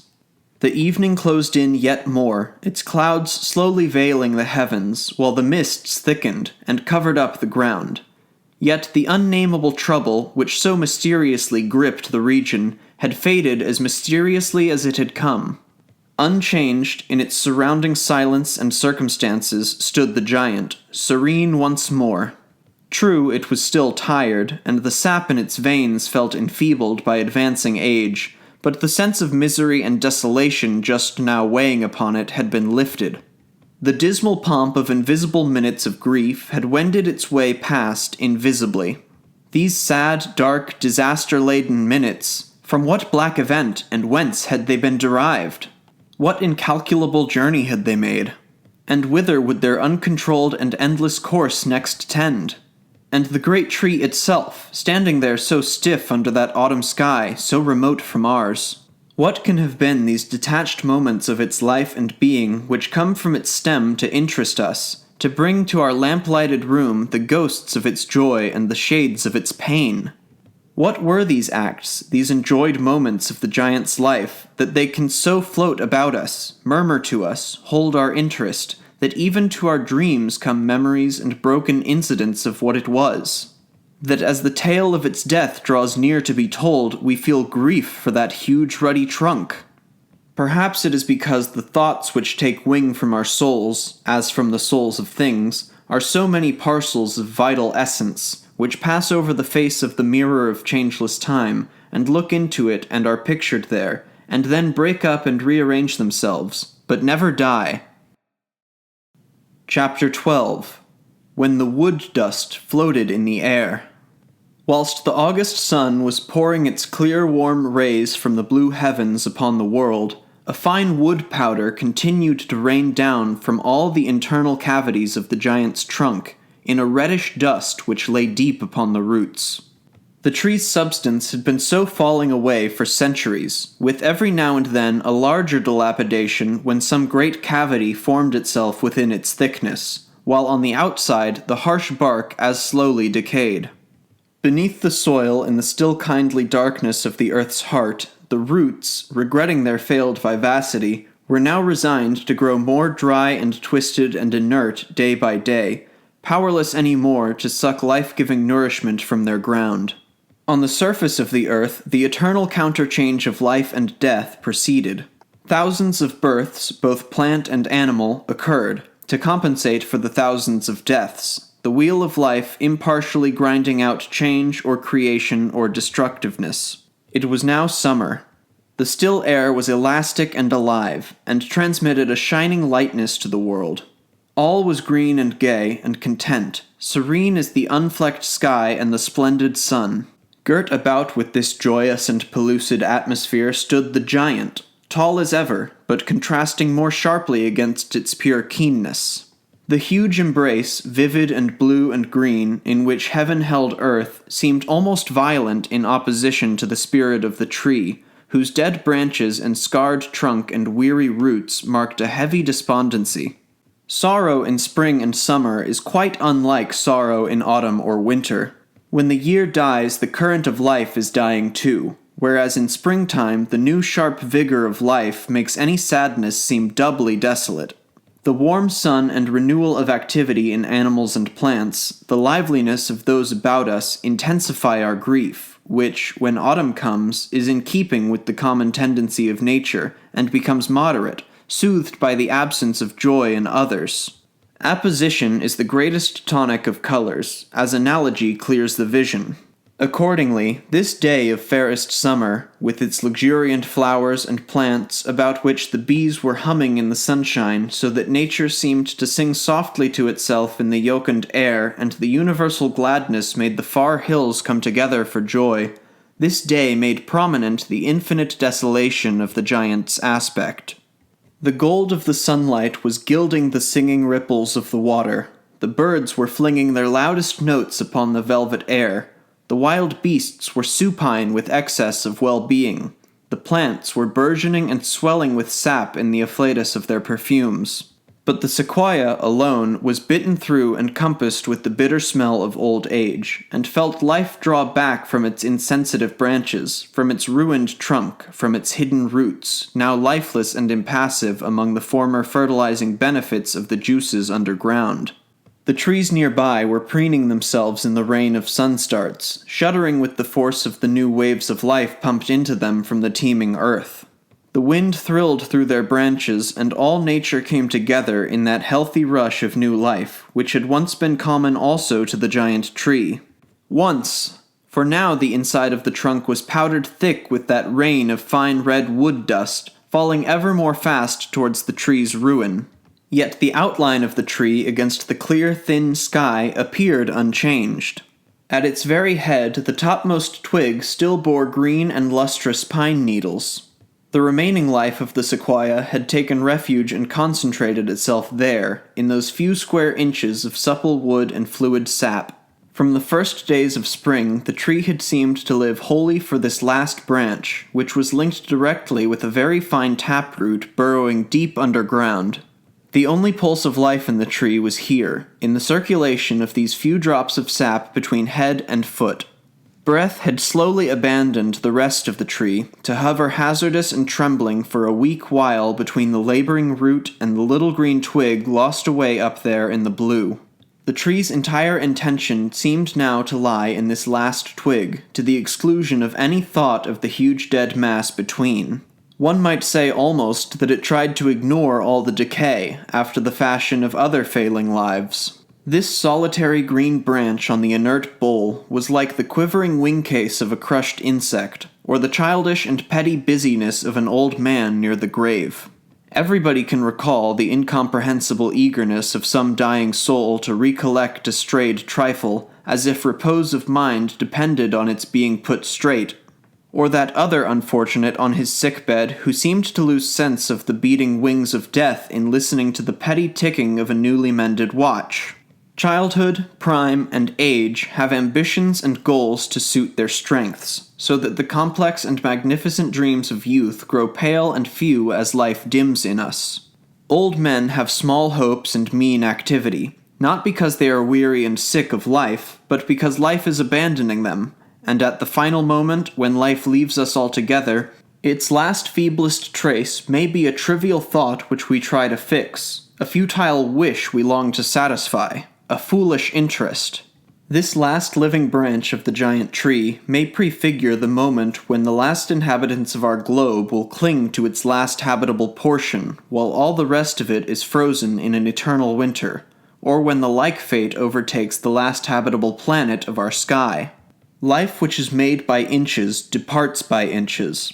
In those sudden cases of apparent and violent destruction, it is only that the falling curve dips downward more fast. This we must consider not as a special act of nature, but as an ultimate effect of life moving towards that new arrangement which is called death.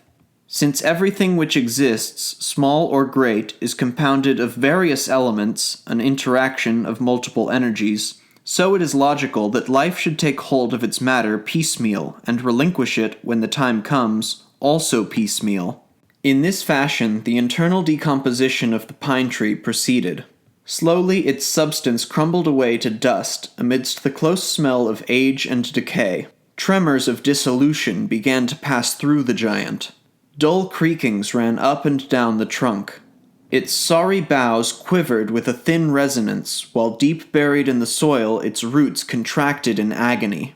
A narrow crack opened in the wood just above ground level and gradually spread round the trunk, growing deeper as it went, while the red tree dust trickled out through every hollowed place and floated in the air as a fine cloud, proof of dry rot and presage of coming death. Still, at the very crest there shone out golden in the sunlight that last living branch, fresh and shining in all its needles. The gracious summer had fortified all life upon earth. From a hill far away there came a waft of air, which loaded itself on its passage with the emanations of plain and field and wood, till it reached the district of the tree. Its warm soft breath kissed the giant gently, just waving the little green twig up aloft, and then passed on, as though towards an endless series of new scenes and adventures. Yet it was early checked. A line of trees, making a wall with their interwoven branches, repulsed it, flung it back with a new impulse.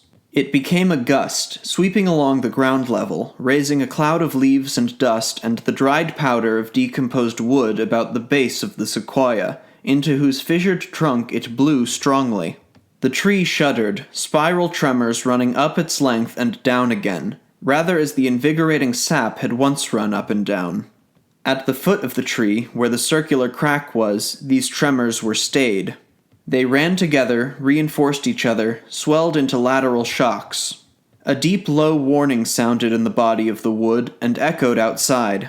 For a little the huge shape quivered in the liquid air, oscillating to right and left, while the tiny plume of green at its summit described vivid curves against the blueness of the sky. Then, simply, powerfully, inevitably, as in all natural decisions, came a loud rending like the last cry of an agonizing spirit, and the immense pillar bowed down and fell upon the earth, which shook under the weight, while the sky, suddenly made vacant of such bulk, seemed to leap up as the giant fell. Thick clouds of ruddy dust rose widely into the air, filling it with the damp odor of decay, while the bottom of the trunk feathered out in splinters as the dried roots, so long hidden from the day, were torn out from both ground and wood. More than 7,000 years ago, a heedless puff of wind had cast a sequoia seed upon the fertile earth, and now another puff had broken down its tree. For more than 70 centuries, the forest giant had had its part in this life which we share, and its course, like ours while they endure, had run curving through time and space till its circle was completed, a perfect round, as all life's moments are and will be everywhere and evermore. Its very age was inscribed in concentric circles in the thickness of its trunk. The seasons, in their repeated going and coming, had given the impression of a slowly turning wheel, like the Terrene Revolution or the sun's. The sequoia, a cylinder in core, a cone in shape, had lived amongst fellow curves. The rounded stars journey in their elliptical orbits, and the electrons likewise in their infinite degree. This unchanging, changeless time rounds all things in their span. The hours encompass us, described upon their dial, and even contrasts at the last run together, made to coincide by the slow bending of every line of form. Infinity, if that be the nature of the universe, causes to meet all movement when its arc of direction is completed, and the course of time too seems circular, the rolling of a wheel. Can chaos, the abyss itself, be concentric, after the likeness of everything with which its halls are peopled? Suppose that an eagle, piercing high beyond our sight in the blue vault of heaven, had seen the giant fall. It would have thought the event and the object petty across the vast distance. One nearby would have been moved by the greatness of the victim. The greatness and the littleness of things thus seem to depend upon the point of view. A trite, daily observation, no doubt, but so is life itself to us. Big and little. Is it not possible that proportions get their value only subjectively, and that in space they rank less important than to our minds? This concept of relativity producing itself in everlasting stages across the horizon of our intelligence. May it not be linked with that other law of comparison, the relation of one dimension to another, which ensures something bigger than any object, however big, and something smaller than the almost infinitely small? Anyhow, measured by human standards, the trunk of the dying giant as it lay there on the ground was huge. The wind was still rustling in its branches, though the air about them was made dense with wood dust now. It used to be, to our mind, an immense tree, and soon it will be nothing. Soon, before the sequoia has given back to space the elements of which it was made, its carcass will have to rot for hundreds or thousands of years. It takes so long for all the constituents of such a tree to be resolved, for the oxygen to go back to oxygen, for the carbon to re-become carbon, the liquid to turn again to liquid. Yet this lapse of time, when the last trace of the tree has ceased to be, will have been as a second. To our fallibility it has seemed long, but eternity, which will bring the ultimate and certain destruction of all matter, recks not of a few thousand centuries. When it was alive, the forest giant harbored in its branches thousands of bodies of insects. Some were crushed violently to dust by accidents. Some perished merely by lapse of time, but all in the end came to nothing. For eternity reduces everything to the same value sooner or later, reduces them all to nothing. Our thousands of lives, magnificent or sordid, long or short, great or small as they happen to be on earth, leave no mark in space and time. The glory or the shame of what has been bears value and meaning only in our fitful solitary dreams. Should we consider them as having never existed, all these things which have had life and have, under the law, returned to the chaos which called them forth, now only as the dust of forces and of time? The elements remain eternally unchanged, however protean their assumed shapes. Perhaps what we term life and death are only their incidental phases. Chapter 13. What is called Death. The forest giant now lay low in the sunlight, waiting the return of its substances to their kindred elements of time or space. For the moment the tree was dead, since it kept yet its living shape, but when nothing of it remained recognizable, it would be as if it had never been. Long and short lives, rich and poor lives, all are made equal at the moment when they have ended. Like the mass of beings and plants and things, our tree found rest in death. After so many and with so many, we ask anxiously, what is this death? A sempiternal, unanswered, fresh and vital question. No one has yet solved it, and probably no one will, for we cannot experience death and retain our power to register its effects. Sometimes we can feel it coming near, or imagine we do, and at that time may try to describe its onset. But such an experience has nothing in common with veritable death. To know it and to impart our knowledge of it to others would entail our having control of our faculties, whereas death's first act is to deprive us of just that control. How much has been said and thought and written about death, and without effect. We should make up our minds that nothing is to be added to what we already know about it. We continually strain to realize the flavor of death by heaping up a confused mass of ideas, by strange and inordinate imaginings, by deliberately forcing our thought and dealing to a point beyond control. Yet these are not means and ways by which to learn. For in our wildest dreams, in our most fearful fantasies or strangest visions, in all that is unfamiliar, runs the thread of life. We can have no dreams or hallucinations or inventions, born of true imagination or of a fit of madness, unless life give them us.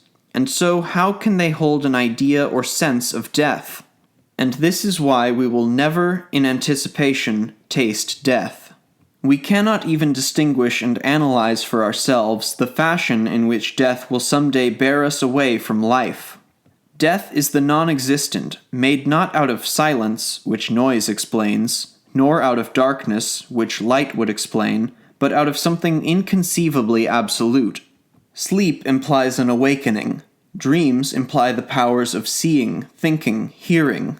Inertness implies the power of movement, so that nothing in our range of experience, from complete peace to utter terror, can plant in us a true sense of death, and probably no man, to the end of the world, will ever be able to explain it in terms of others' deaths or of his own.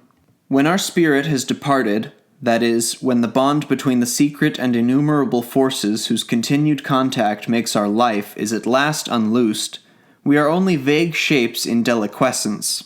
The dead keep nothing of their ancient character. What had been their life is submerged in the infinite whole, as myriads of particles of varying elements. In nature alone is the power to dispose of these dispersed and impalpable essences, so it is finally impossible that an entity such as our present should ever again come together and act after our death. We are and we will cease to be, that much is certain, but what we will be can never be told. In some purple and grey evening of the closing year, one of those pale hours which seem to dissolve away our flesh that our spirit may grow more reinforced in itself, we can sit and dream of those who were dear to us, whom life has left so that they are no more found.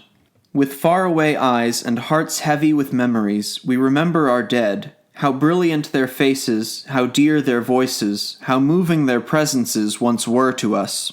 And from memories so harrowing we have not racking despair and agony, but only pitying tears which seem inadequate as issue of the certainty that we will never see again those looks, nor hear those voices, nor feel those presences.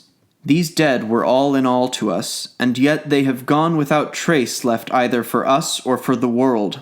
And why does our reason not swoon in a nerve-shattering flood of horror when it sees the deaths of people whom we loved, or whom we have merely seen doing and moving, people who have pleased us or hurt us, whose warm hands, full and trembling with life, have touched ours, whose glances have met our own? Why are we not terrified as we stand by at their supreme moment when life and death meet, and a world in the winking of an eye is reduced to nothing?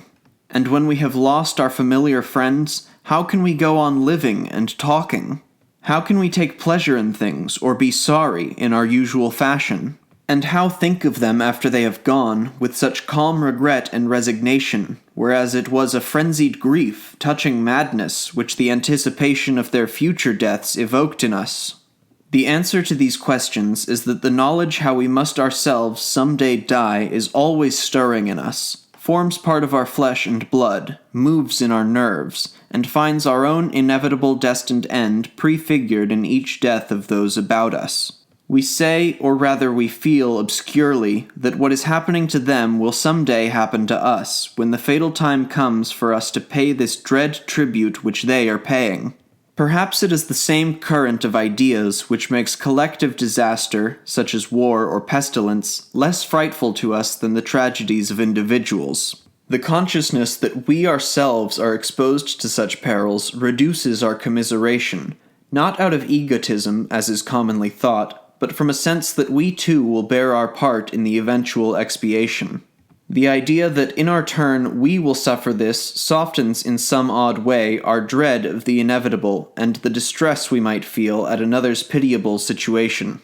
The younger sequoia trees which had survived the greatest of their family would flourish for a long while yet and enjoy the vigor of their cool, fragrant sap, but the fall of the giant would be theirs in the end.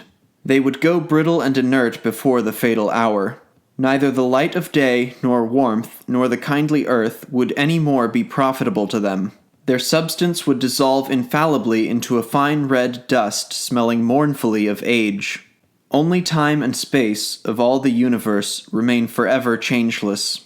There was a bustle of ants in the heavy dust of the decaying wood, up and down the fallen trunk of the giant tree, now flecked with alternate bars of light and shade.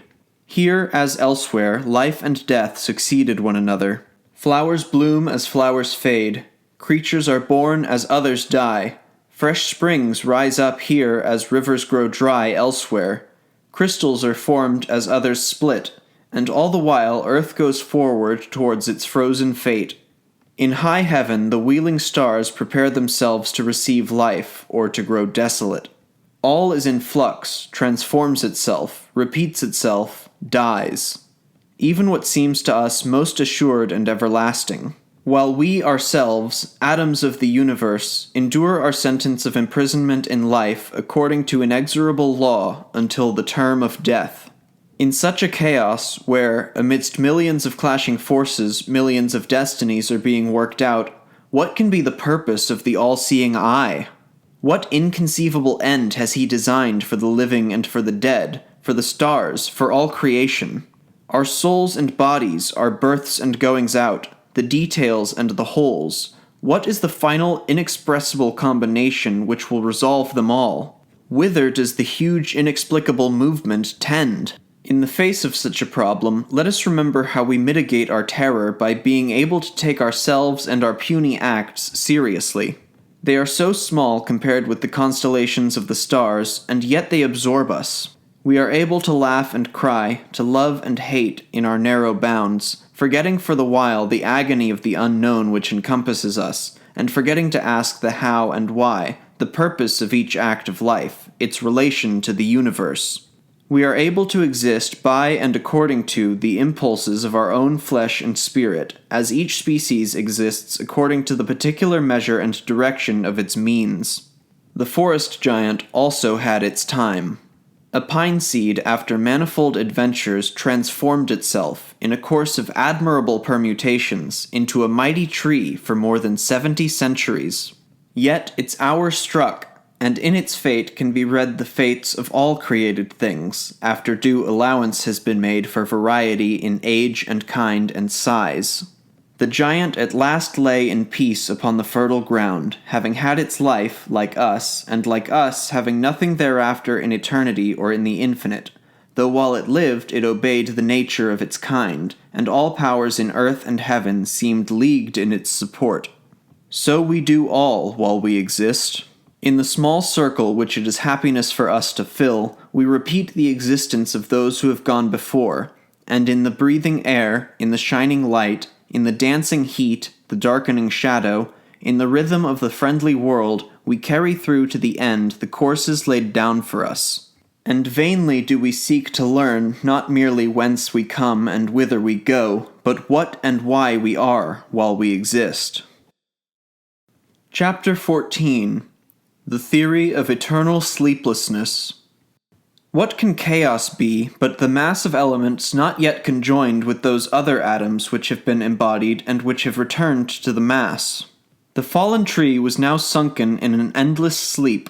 The rays of the sun playing over its ruined trunk gradually absorbed its colors.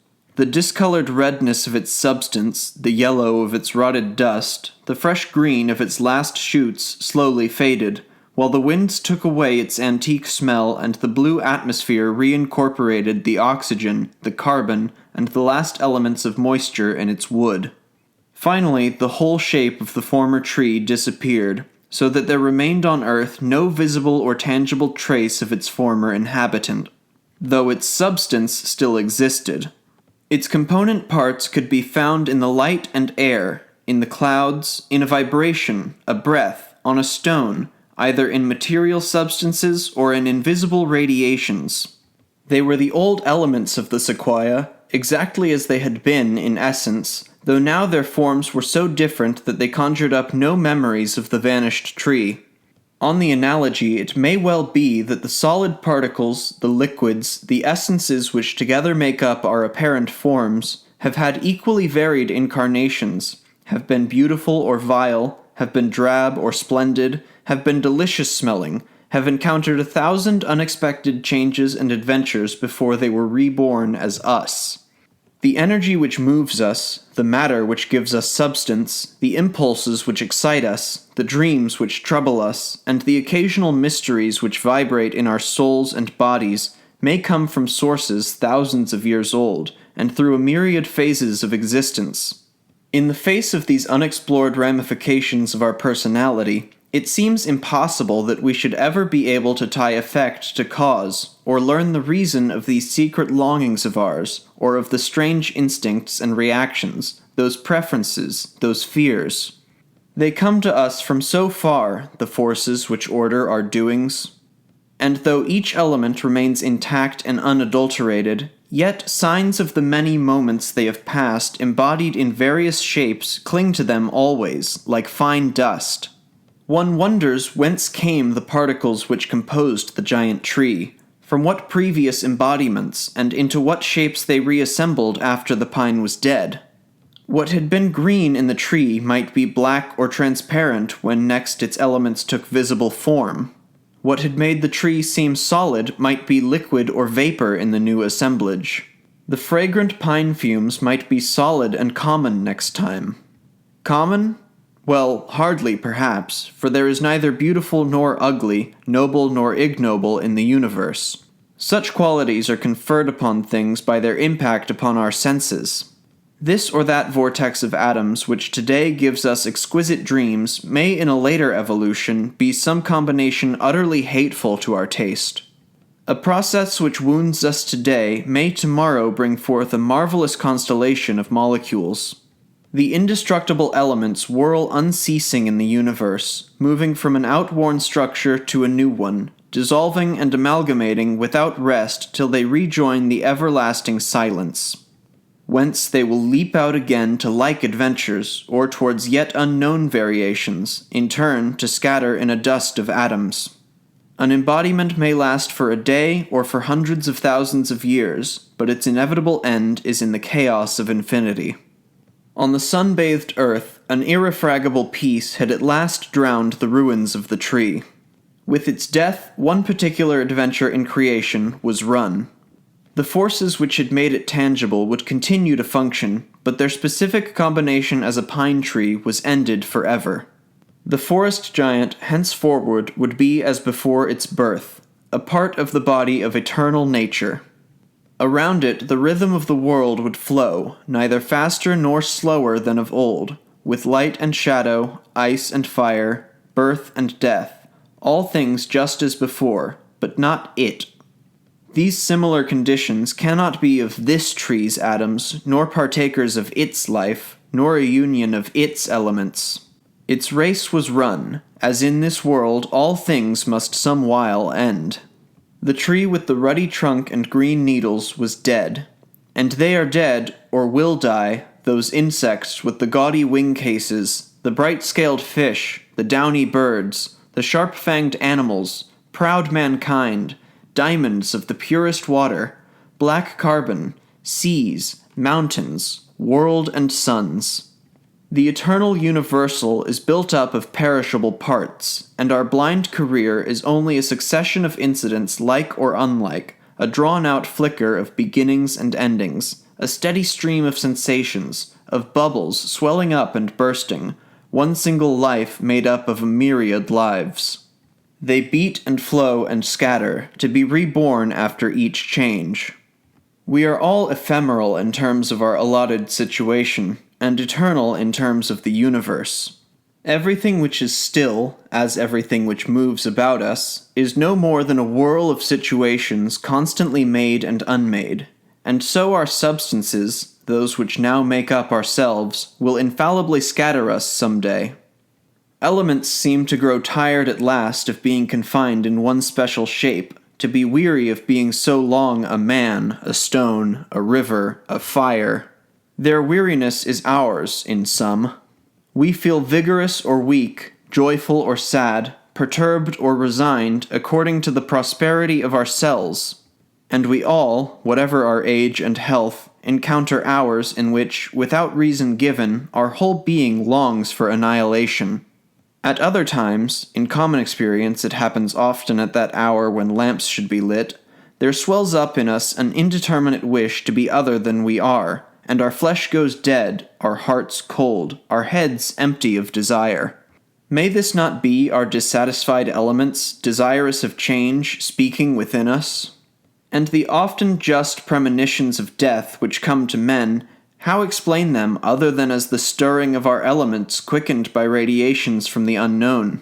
The trouble of those stricken by a sudden and mortal fate, their inexplicable distress, the panic-stricken flock of teeming thoughts vainly seeking escape in their shadowy subconsciousness, all this morbid, poignant, possessed state must be due to our cells' foreknowledge that shortly their architecture will be changed. Our independent life puts no obstacle in the way of that universal ebb and flow, which sets through us and subjects us to the same law of eternal change which rules the rest of chaos. For these reasons, the close of a career should not be to us a melancholy sight. To be born, to exist, to die, should seem simple, natural, unchangeable things, only shades of difference even when considered to the farthest obscurity of their never-ending course. But to be eternal, there is a vision which exceeds. To be eternal! The universe withstands, unmoved, the passing of trees and beings and things.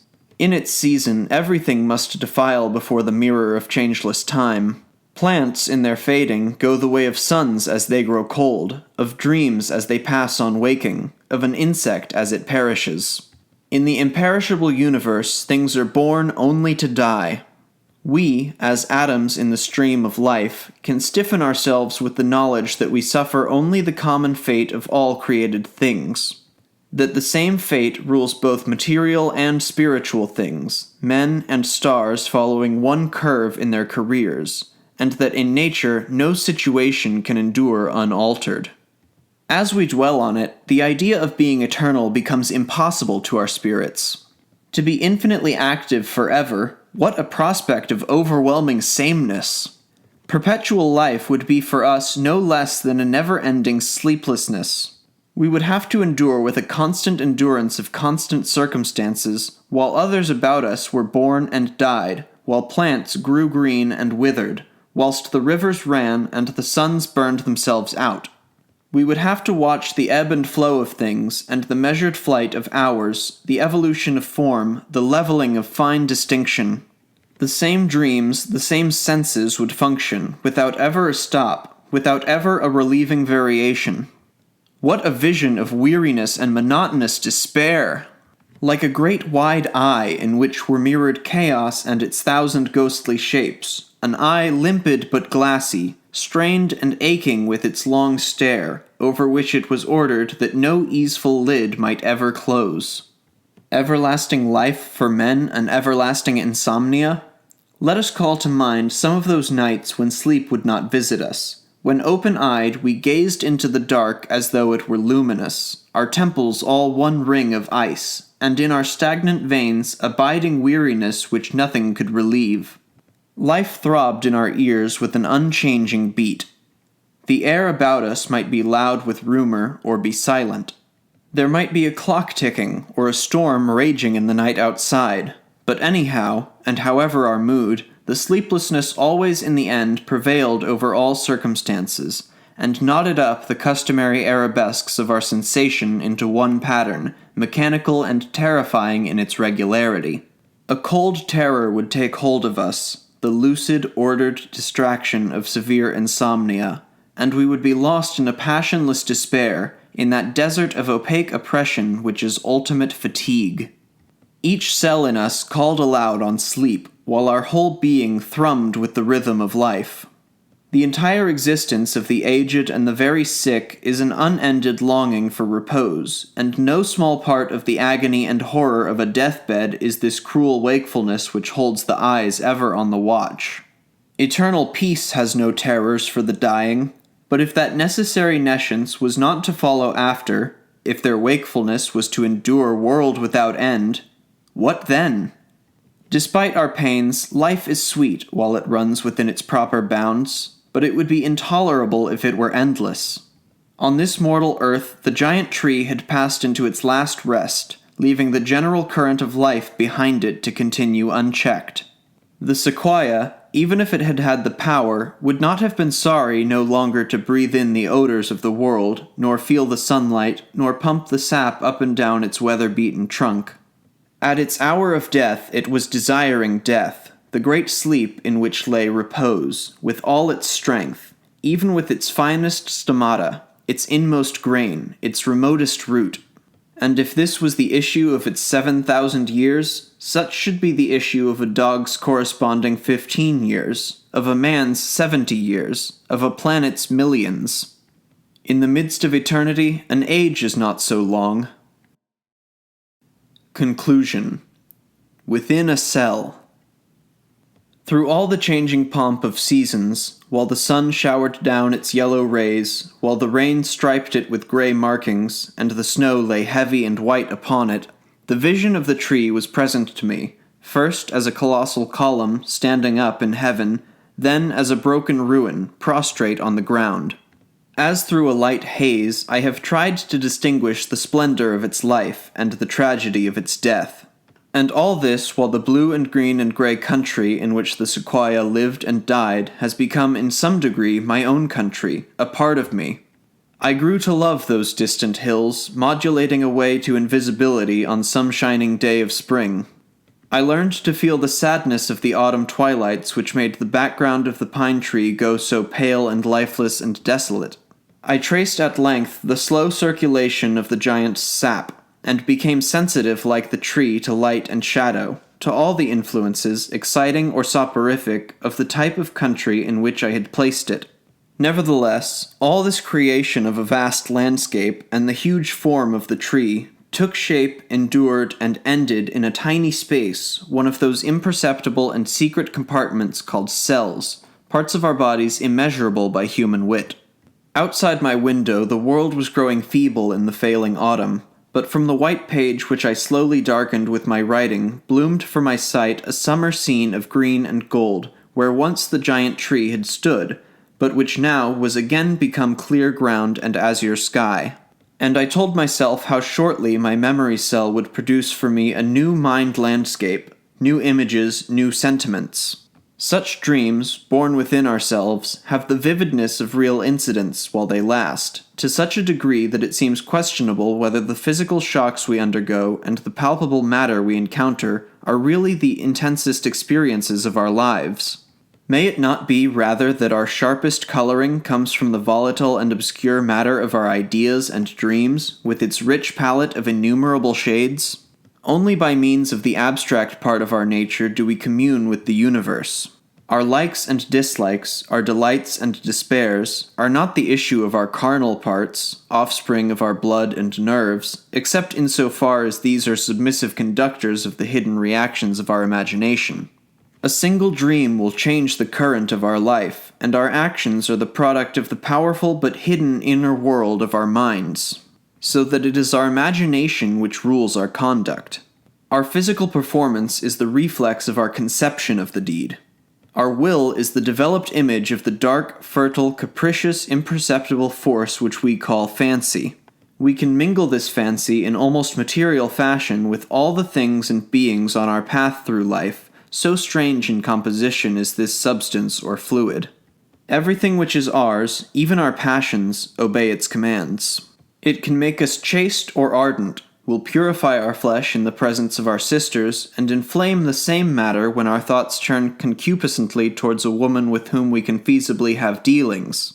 Fanatics owe their superhuman endurance during horrible mutilations of the flesh to this same power, which also gives to martyrs the perfect calm of soul in which they tread the threshold of an awful death. May not this flexible mistress of our understanding be made of the same essence as the motive force of the universe? Not our reason, but our imagination enables us to grasp the conception of illimitable chaos, to comprehend the music of the farthest spheres, to overleap all distance and cast the sum of the faintest stars. By it we can distinguish between world and world, in their far-fetched and fleeting changes from the incandescent minute of the nucleus to that last frozen silence in which the dead planets circulate. And also by its means we can see the smallness of things, even when they are atoms inexpressibly small. Not that our imagination is universal. There are causes we will never fathom, effects we can never know, forces too occult for us. Yet we have monitions of them. Their flickering image hovers sometimes just beyond our grasp. Their last repeated echo dies away in a murmur just too weak for us to understand. Therefore, in the depths of our subconsciousness, the imane with its 1,000 heads mirrors itself vaguely, like a wide field agreeing to compress its forms and rarefy its details within the tiny sphere of a prismatic drop of water. Our dreams take shape and endure and fade, having seemed reality while they endured. Images and sounds and scents of strange marvelous richness dance restlessly through our inner world. This other life which palpitates in us is often more engrossing to us than our public life, and always more fickle. It has no bounds, so far as supply of incident and vision is concerned, but is absolutely limited, as much as is our physical life, in its extent of influence. Its scope is for ourselves alone. Our designs are made and our actions prepared in this domain of our dark fancy, and the adventures we there conceive only lose in richness and range when they are transplanted into physical terms. Of that realm we are absolute master, and we rule our universe thence. In it, time and space both bow at our behest. By a simple whim, we transpose seasons in a moment, that we may inhabit tropics and the frozen north at once. Elements and creatures and things are at our mercy. In this world, and only in this world, are we given to know freedom and omnipotence. How do things go in this secret and magical realm of ours, where we have power to work the miracles denied us in daily life?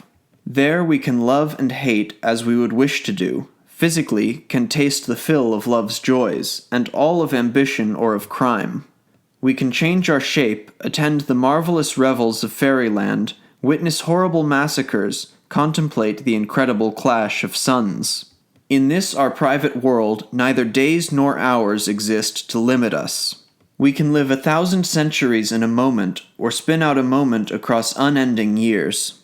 This dream control of matter empowers us somewhat to understand the terrible play of events across eternity and the infinite, for it must proceed rather in the same manner, and since the 1,000 flying shades of chaos can be reflected in our subconsciousness, it follows that our fancy and our dreams must be made of the same stuff as the nameless force which rules the universe. The forest giant also had its life in a dream, a life which seemed to last for more than 70 centuries, in the precise surroundings wherein stood this substantial ghost. The dream which made it did not fade wholly with its death, for to my fancy clouds of wood dust, with their sad musty taste, seemed yet to float after its fall over the vacant place where the tree had stood. My memories of the landscape in which the dream had passed endured after the ending of the dream. Birds seemed to fly over the prostrate giant, and thousands of busy insects flitted about its hollow trunk. The sound of the water came yet to me from far off, while the sunlight was golden where the tree had breathed, and night drew its dark curtain round the spot. A mighty rumor filled the space about, for in the subtle world of dream, lively truth is given by our imagination to shapes and sounds and smells, which become ours to create, to destroy, or to revive at will.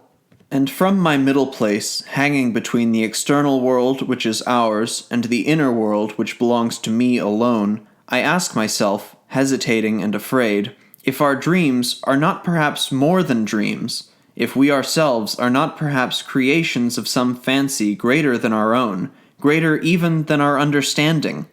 In which case the external universe might be to the all-seeing eye what the world of our imagination is to us. Another way of saying that one substance makes substantial the mighty whole, but that the means, the forces, the expression of it are innumerable. It is a strange speculation that we may be ourselves products of the creative thought of some being beyond our thought. Yet very far-reaching is the power of our imagination, which can pass from star to star, can people space and conjure up new worlds, can shadow out to itself the incomprehensible.